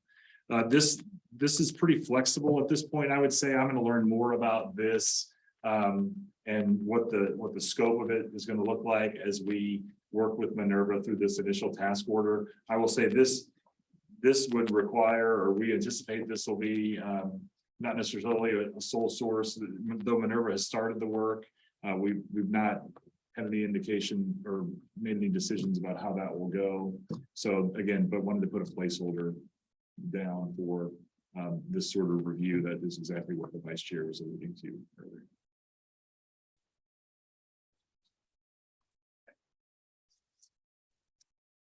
And then Amanda, do you want to speak to this staffing level review? Oh, I guess, no, it's got my name on it. Sorry, I can do it. So you can help me out though. This, so what you see here is in terms of staffing for 2023, no change in DCTA FTE staff. And you see a +1 on the NTMC side for third-party contract operations. But Amanda, maybe you could explain how that's really based on the tabulation of anticipated hours, not an actual person. Correct. For bus operators, we use their their pay hours, and it's a simple calculation, dividing it by 2080, since they're seasonal and full-time and part-time, and so we don't actually count bodies for operators.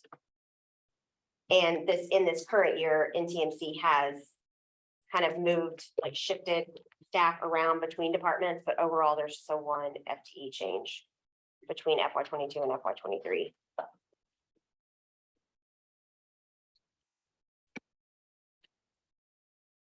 Okay. So next, getting close to about time to take a break. So I guess we could only one slide on this one. So I guess we can go through this one and then take a break. This one's very quick. This just goes over our existing sales tax refunding bonds, the 2020 and 2021 issue. So our total FY23 debt service is right under 2 million for these two. So that's it. That was it. Are there any questions on that slide? Questions? So take the pause. We have lunch available. Just came in. Did it? I was finding out. Oh, okay. So we want to take about a 30-minute break. Come back about 12:25. Sure. Whatever. Okay.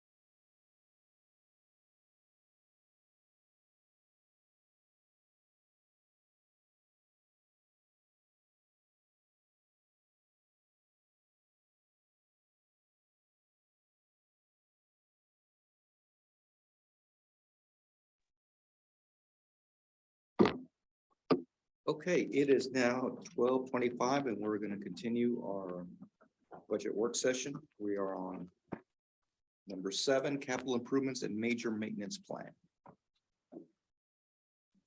Next presenter. I'll take it really quick and then hand it back to Javier. Okay. So we looked at this at the outset of the presentation, several rollover projects from last year to this year that are highlighted in green. Facility maintenance projects around our bus facility. Then the positive train control implementation at $300,000 that will expire at the end of this year for a project that's already complete. Phase 2 is the EATC enhancements that'll come after the study. And then that $634,000 is the relocation payment that we owe to the sellers of the Burns property. Once they decide to vacate the premises, they're due that money from the Uniform Relocation Act that governs sale of the property. The next slide just shows a few, a little bit of details about these rollover requests, which I just really talked about. So nothing new there. And then now we're going to go through our capital funded ELP requests. The first one, the rail capital maintenance, we talked about already in the rail section of the presentation. So now I'm going to turn it over to Javier, and he's going to run us through the others that are on this list.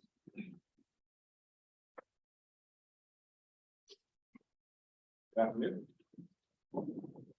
So next up on the list is our enterprise resource planning project and implementation. I'm going to call it ERP for short for the rest of this, if that's okay with everyone. So this is the ELP, ERP, is that ELP okay. for the ERP.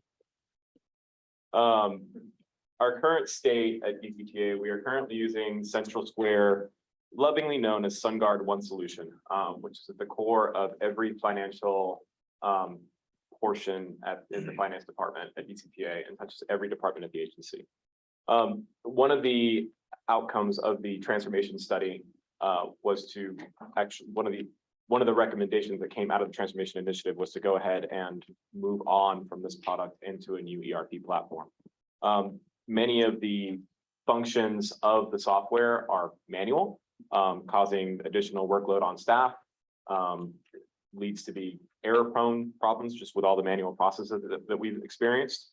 And forgive me if I'm a little off base on this one. This is I'm kind of presenting on behalf of the finance department and many other departments of the agency. So in addition, some of the issues that we've had with Central Square is actually the software vendor itself has high turnover. We often have quite a bit of trouble working with them, reaching them. We went through a potential upgrade project with them that went through about 7 project managers before we made any progress. And we actually ended up terminating that portion of the contract with them just because we made no improvement whatsoever. So the scope of this project includes both in 3 parts.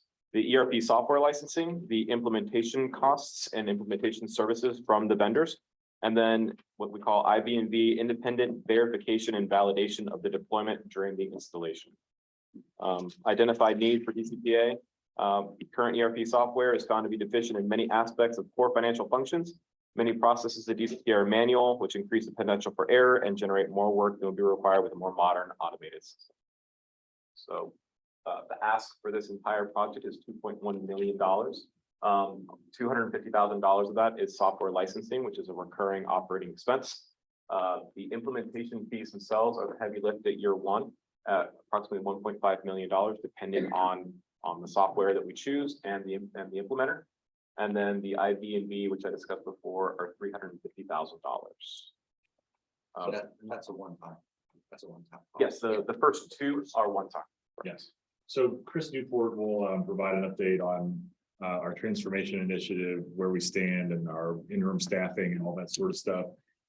And he'll address this. The Cliffs Notes version of it is the ERP review that Accenture has already completed has identified 2 potential products that could be used.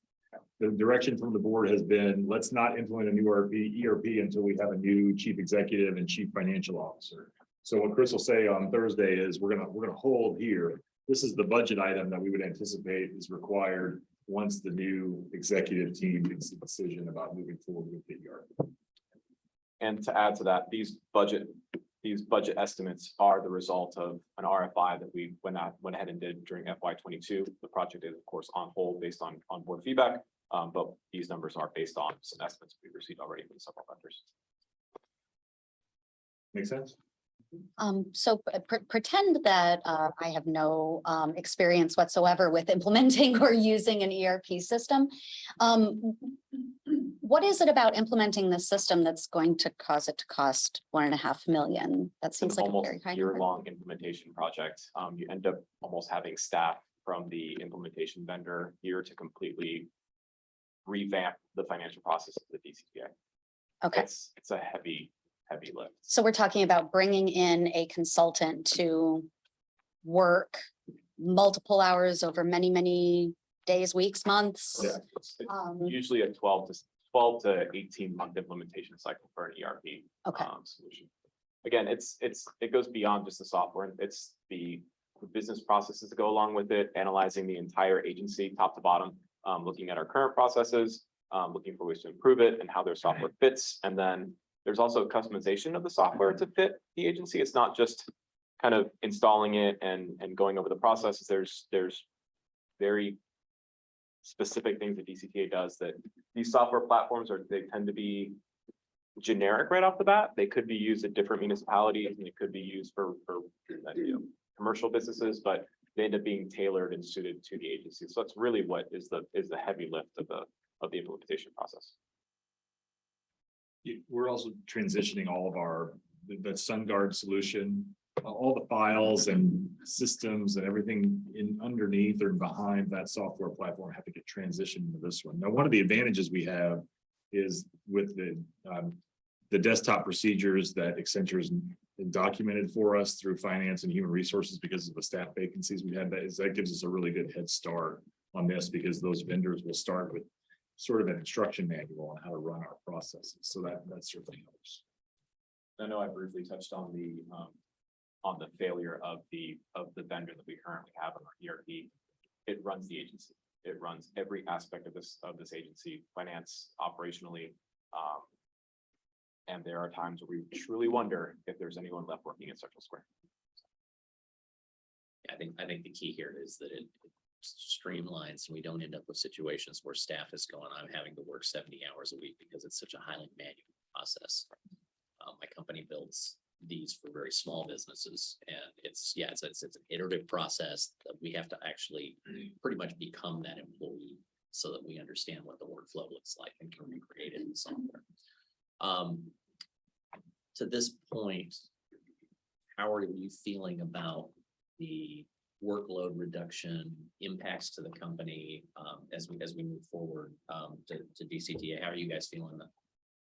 Comfortable? Are you seeing where it's going to make some significant differences in the back end processes at this point? Or I don't have that information in front of me, but Accenture did provide some pretty detailed information as far as process reduction and percentage improvement based on the software. Okay.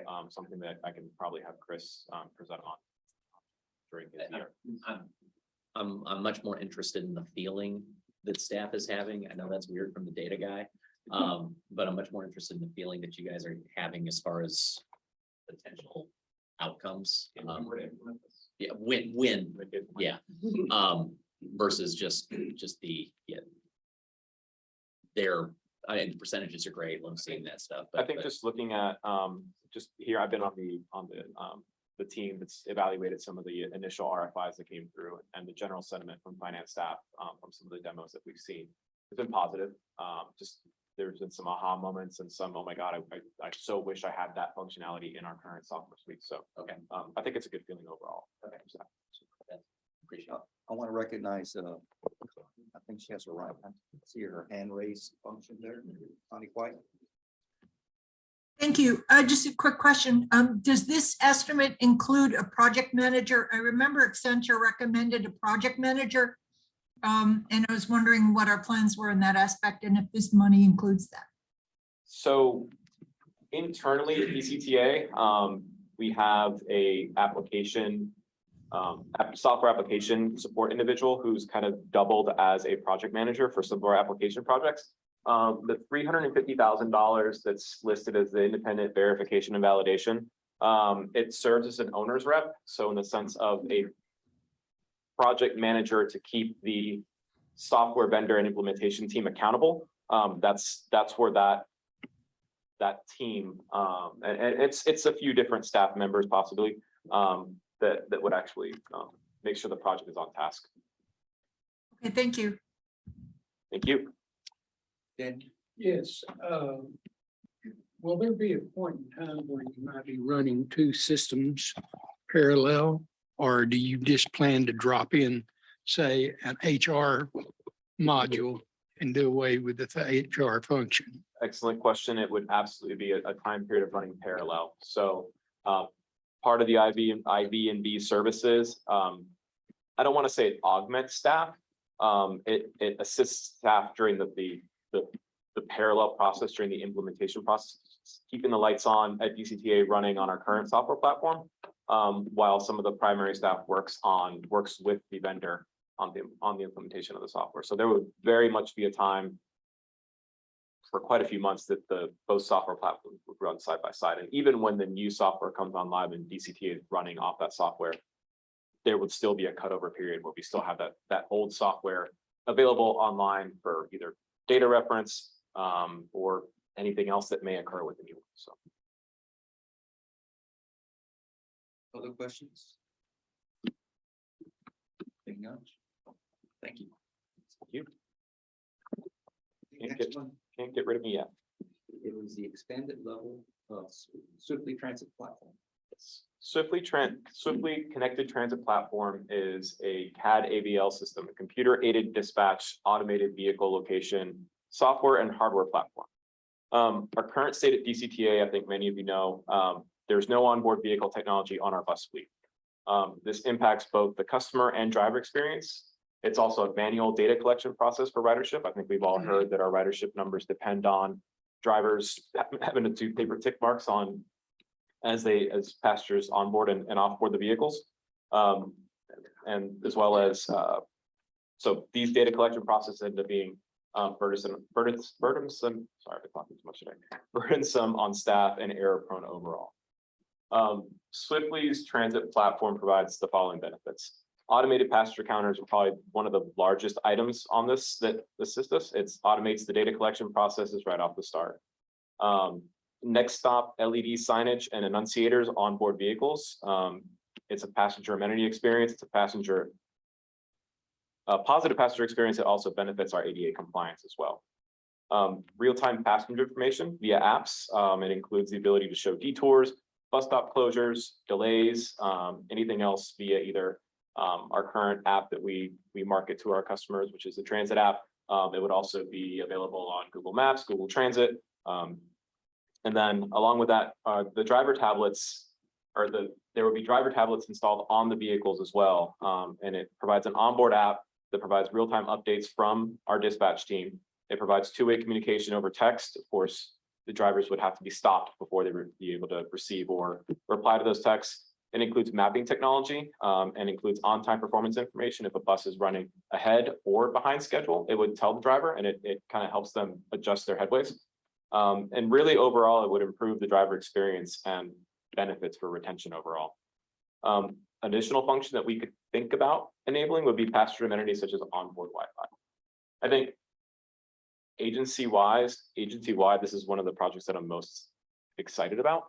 I think it's something that we truly need as an agency to kind of just improve the general performance of our bus system, improve our data collection processes, help staff collect more accurate data and really offload some of that burdensome paper documentation and Excel prone error that we seem to run off of when it comes to bus data collection.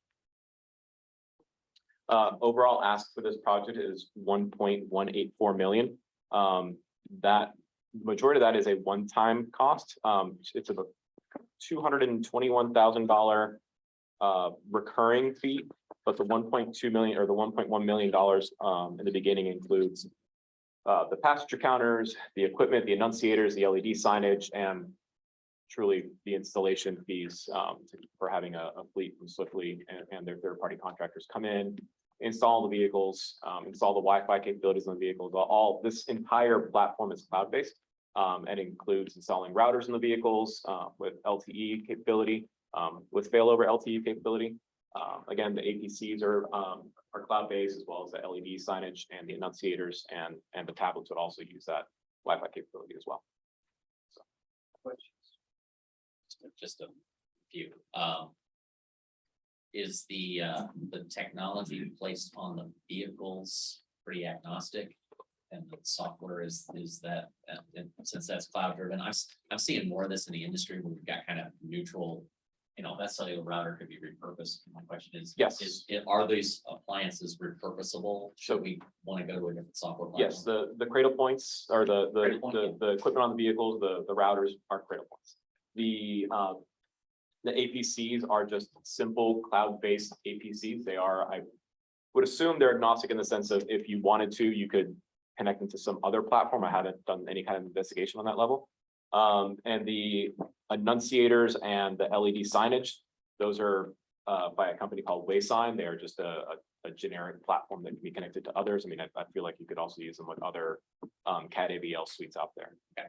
So yes, I believe that the majority of it would be repurposed. I'm seeing that trend, so I'm just curious. People are seeming to getting away from the proprietary, which is great for us. And that's a big deal. I mean, a lot of agencies use Trapeze. Trapeze is kind of the gold standard out there, but it costs a fortune to implement, and it's so much hardware on the vehicles, and this really, the lift on this as far as staff and just software maintenance, and there's no servers involved in this. It all punches up to the cloud, and we can take that data and pump it into any analytics platform we want. I mean, we're using Power BI right now. That information could be pumped into that to get more accurate. And really, I mean, we're reporting on a monthly basis now. I mean, it could be much more live, similar to our GOSM data. Is there an intent to look at this for the rail operation as well? The rail vehicles have Swiftly trackers on them. Swiftly doesn't have the exact same technology that transfers over to rail, like for example, the tablets and so on and so forth. APCs might be something that we can look into for the rail vehicles as far as Swiftly is concerned, but I haven't seen a use case from Swiftly yet on that particular item, but it doesn't mean they might not have it available. So it's the automatic passenger counting function. Yes, thank you. Yep. Sure. Just to add to that. Yeah. Really the cost is the number of doors on the vehicle, so the train would be more expensive because they have more. Because they gotta have an APC on each one. Yeah. I think my last question on this one is, how does a user see their arrival times? Where do they see that? Is it which app? They see it on the transit app. The transit app is what has been marketed to our passengers as the app to use to track vehicles currently. And they currently can see their bus arrival time on the app just based on both the static route information and the GTFS, the transit feed that comes off the existing Swiftly trackers that are on the vehicle. So we have a tenth of this on the vehicles already. This just expounds on the capabilities throughout the fleet. And this is budgeted based on, again, that bus service that we baseline that we talked Correct. about. now. Yeah.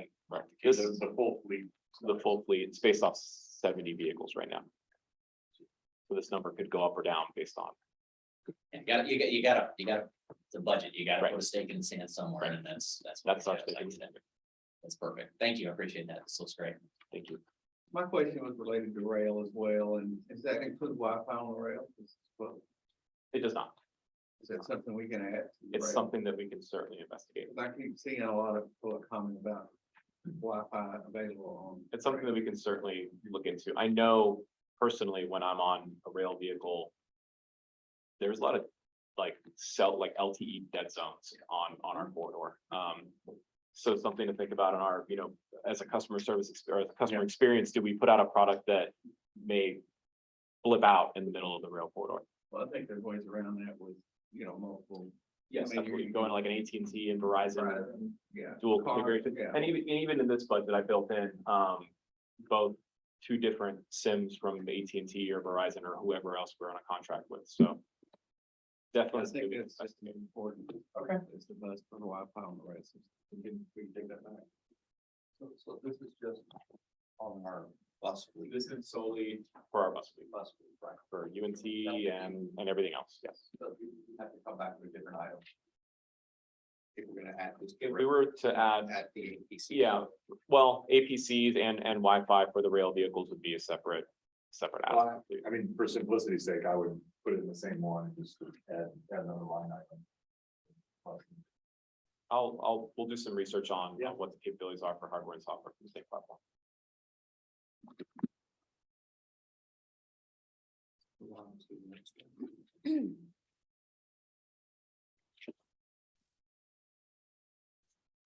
This asked for a DCTA multi-facility firewall upgrade.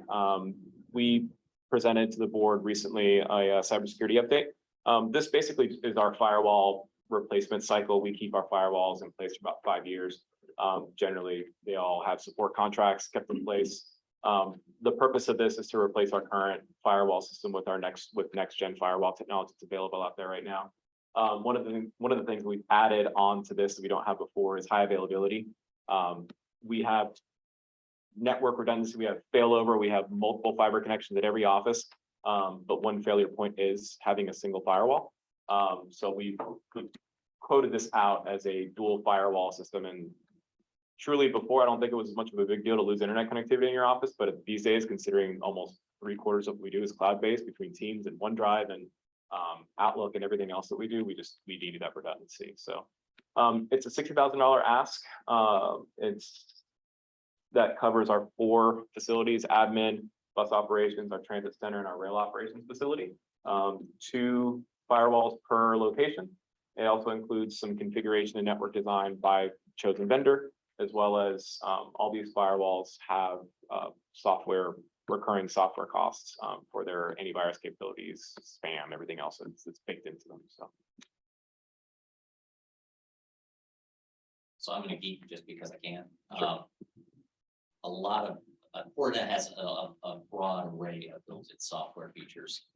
Microsoft Cloud Services have a broad array, getting stronger set of built-in services as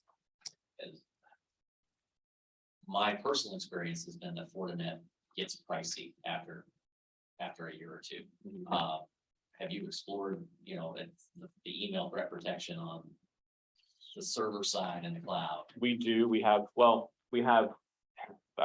through that presentation the other day. I don't want to go in public and say exactly what we're using, but we do have third-party technology for, we use Microsoft for part of it, and we also have a third-party spam API cut in with Office 365, as well as the managed outsourced cybersecurity. It all ties in together and it all feeds in as one of those products. So spam, particularly for that, is not something we would use it for. It is really just more of a gateway for any internet connectivity.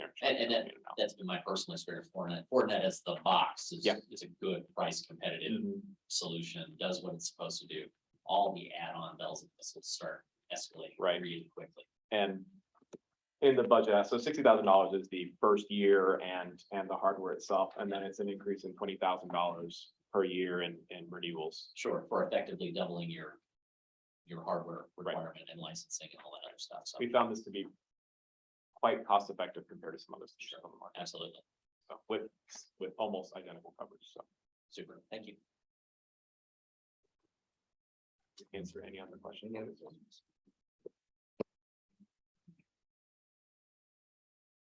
Yep, no, I promise. This ask for $65,000 is for an AV upgrade for DCTA conference rooms. Most of our conference rooms at this time have a TV in them, and that's about it. Given no matter how many folks we have in the office, there's still a need for teleconferencing with either vendors or third parties, or just being able to conference with other individuals at the agency that are at different facilities.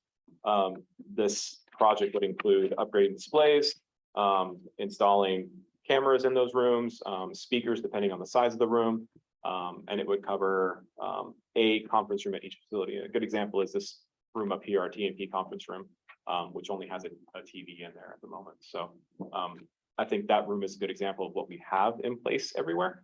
We just like to upgrade all our facilities to have one good room that has this capability. Currently, we're using this room, which unfortunately is not finished yet due to supply constraints, but we'll get there.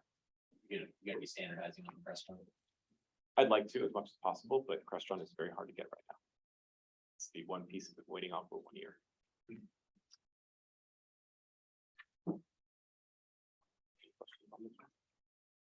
questions? I think that wraps it up. Okay. Thank you, everyone. Pleasure presenting to you all today.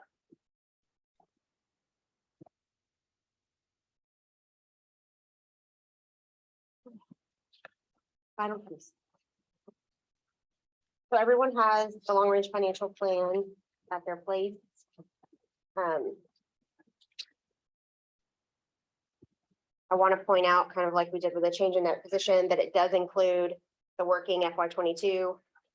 A column for the proposed revisions, as well as proposed revised FY 22 and FY 23. To run down the proposed revisions, since they are all easily seen on here. Again, it's increasing the sales tax projection for FY 22, a significant reduction in the capital outlay for FY 22. Again, that is mainly, it's because of we're rolling so many things into FY 23 in future periods. And then a reduction in the capital grants that correlate to those capital projects that are rolling into future periods. To go over our reserve policies. These have not changed since the previous year. We do have all of these in place, and these are determined by the financial policies that are presented to the board each year, usually in the September, October timeframe. It will be brought back in the coming months for review and approval. These reserves are set up, and you can see them in the yellow portion at the bottom of the long-range financial plan. They are right after the ending fund balance, and then at the very bottom, you'll see the net available fund balance. Escalation assumptions are listed here. Revenue, you can see, is very small. Sales tax, we have in at 4% for 23 and 24, and then 3% going forward. General inflation is at 2%. I know there's a lot of talk right now in the news with the inflation increase, so that could be something we could discuss. And then we have listed out the different escalation assumptions that are used for the labor pieces in the model. And basically how the model works is it is based on, we put in the proposed FY 23 budget, and then the out years are based on 23 and escalated out. There are some adjustments if we had an expanded level project in 23 that is a one-time, that expense does not escalate out, but in general, that is how the long-range financial plan works. So as you can see, after proposed FY 23, our net available fund balance is 61.3. Do you want to expand, Paul, on anything? Sure, I would just add that as we talked about with the rail fleet maintenance program that's coming up, as we talked about a potential program of capital projects on the railroad to make the train go to Carrollton and enhance its service, those sorts of things. Once we get a bus decision made, and then we understand what our fleet's going to look like, we can have a maintenance plan there. All those things we want to bring to bear on this long range financial plan so that we can more accurately reflect those expenditures over the period that it represents. So we'll be working on that through the rest of this budget cycle. Are there specific questions on the long range financial plan? We talked a little bit about it in our prep call for this. The assumptions on sales tax. My biggest heartburn is if and when the state moves to destination versus source taxing. Louisville knows we get a hit of $10 million. There's going to be a $10 million reduction in our sales tax, which comes down to DCTA's, it's about $1.5 million reduction in your sales tax collections. Versus, so my anticipation is that Highland Village is going to be a net gainer should that happen, but to the tune of maybe $100,000 to DCTA. Denton break even. I don't know if an analysis has really been performed. Not that I'm aware of. So Denton doesn't think they're gonna lose, but I don't know if they think they're gonna gain either. So I've still got a down delta, should this pass. A reduction of about $1.5 million in sales tax revenues based on just my back of the envelope with the city of Louisville's impact. If that's not included in here, I would really like to see if y'all could reach out and talk to the various cities and see what their thoughts are. And make sure that we have a contingency on that. Yeah, if we're talking maybe $1 million delta on the downside, what would that look in terms of? And I'm sorry, it's not $1 million, it's a 3.3 million. Because it's 3.3, because 10 million is, you guys have a half cent, so that's where it goes. So a $3 million, I'm not sure what that would be looking just for a second, but that would be where I would think we would mix it 2.5 or 2.3, whatever. That's where you. And I get the further out we get on this, the crazier it gets, because we asked for some really conservative numbers last year. And in the out years, we went to the negative really quickly with that. So I get that there's some art to this, but that's my biggest concern going into the legislative agenda is that we're going to be a net loser, and that may need to be part of our conversation as far as going down to Austin this next year. You know, what are we advocating for? Well, if we know we're going to be a net loser, then I'd absolutely want to be DCTA advocating for, you know, not doing destination source. If we don't know that, then that's fine, but I'd like to get ahead of that so that we can at least make our case. So maybe take this in two pieces. The first piece, in the executive summary, you get a pretty good snapshot of how we're looking. We got some margin in the next 4 years. So we're in decent shape there. But David, would you mind providing some perspective on this issue from your standpoint, please?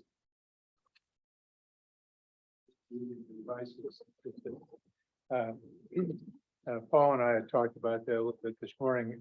This issue about destination versus point of sale has been going on, as you know, for at least 10 years in terms of the discussion. And dates all the way back to Round Rock getting a particular concession with Dell. And then a number of other cities began to negotiate specialized purchasing agreements and so forth. And so that was part of what precipitated the state deciding they wanted to move different direction. The general discussion is around from the state's perspective, they don't care. Because at the state level, basically it washes out fundamentally, so it's just not a concern. At the DART level, we looked at that several times, and again, at a regional level, it washes out pretty much. So it was therefore the DART position on this was agnostic, that it benefited some of the cities and it didn't others, and it was a big dispute about it. Yeah, exactly. In your case, it's probably there's just taking a look at, you know, building up on how you got to your analysis. I don't know if Lewis actually had done some incentives that actually would be affected by that. Carrollton did, so they're very concerned about it. Irving had done some, but I think they're burned off. So it's worth looking at.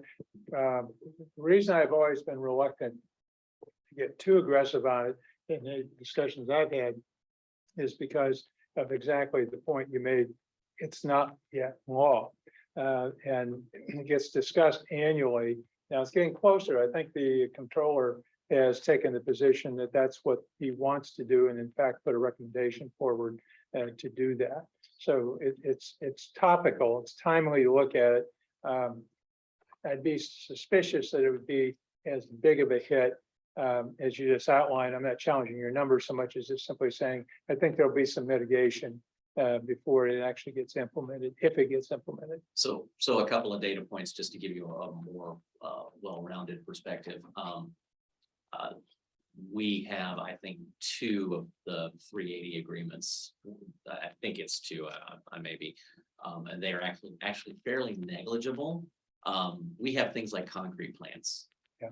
And so that's huge. So the vast majority of this actually comes from existing businesses that do not have those agreements with us. So we're very confident in the number and the impact that we're going to have. The other issue is that the state senator who has written this law is also chair of Ways and Means. That means it does get to the floor this year. So it's not going to get hidden in calendars or anything like that. It will make it to the floor. So that's why I feel like now's our time to at least analyze it. And I agree. As DCTA, if it ends up being a net wash, no big deal. But if it does impact us, Yeah. do we want to have a say? Does, I think I'm right in this, we're not getting a decomposition of our sales tax by payer, are we? Yeah, so we know exactly who our sales tax payers. HDL gets it. Okay, the thing that we need to look at is really who our payers are in a very specific list. We can't just hand it out, as you know, it's confidential information. That will help kind of understand that. And your concrete example is a good example of the things that are going to get argued. Because, you know, this was really about online purchases and retail. Business to business is where it really gets complicated. And so you really have to look at that whole interpretation differently. So you're exactly right. It's a big number when you start talking about business to business. But it's not conventional retail in the way it's thought about. But I'll meet with the consultants here and take a look at who your payers are from DCTA's perspective. And work with Paul. And we'll... and that was, as you probably know, last session when this bill started making its way through, everybody was looking at it, oh, well, it's just Wayfair, it's just the online stuff, it's no big deal. Read into it, it was everything, and it was a completely different animal at that point. Amazing what one little word in a paragraph will do. So they usually show up about 12 hours before the end of the session too. So yeah, I want to make sure there's awareness. It may net out that it's not an issue, but we're a small agency. So we can identify the areas where where it's specifically by the application of the term, it really is an issue, where the risk is. Yeah. And then I think we can inform you about where the argument ought to be. All I want. Thank you. Fair enough.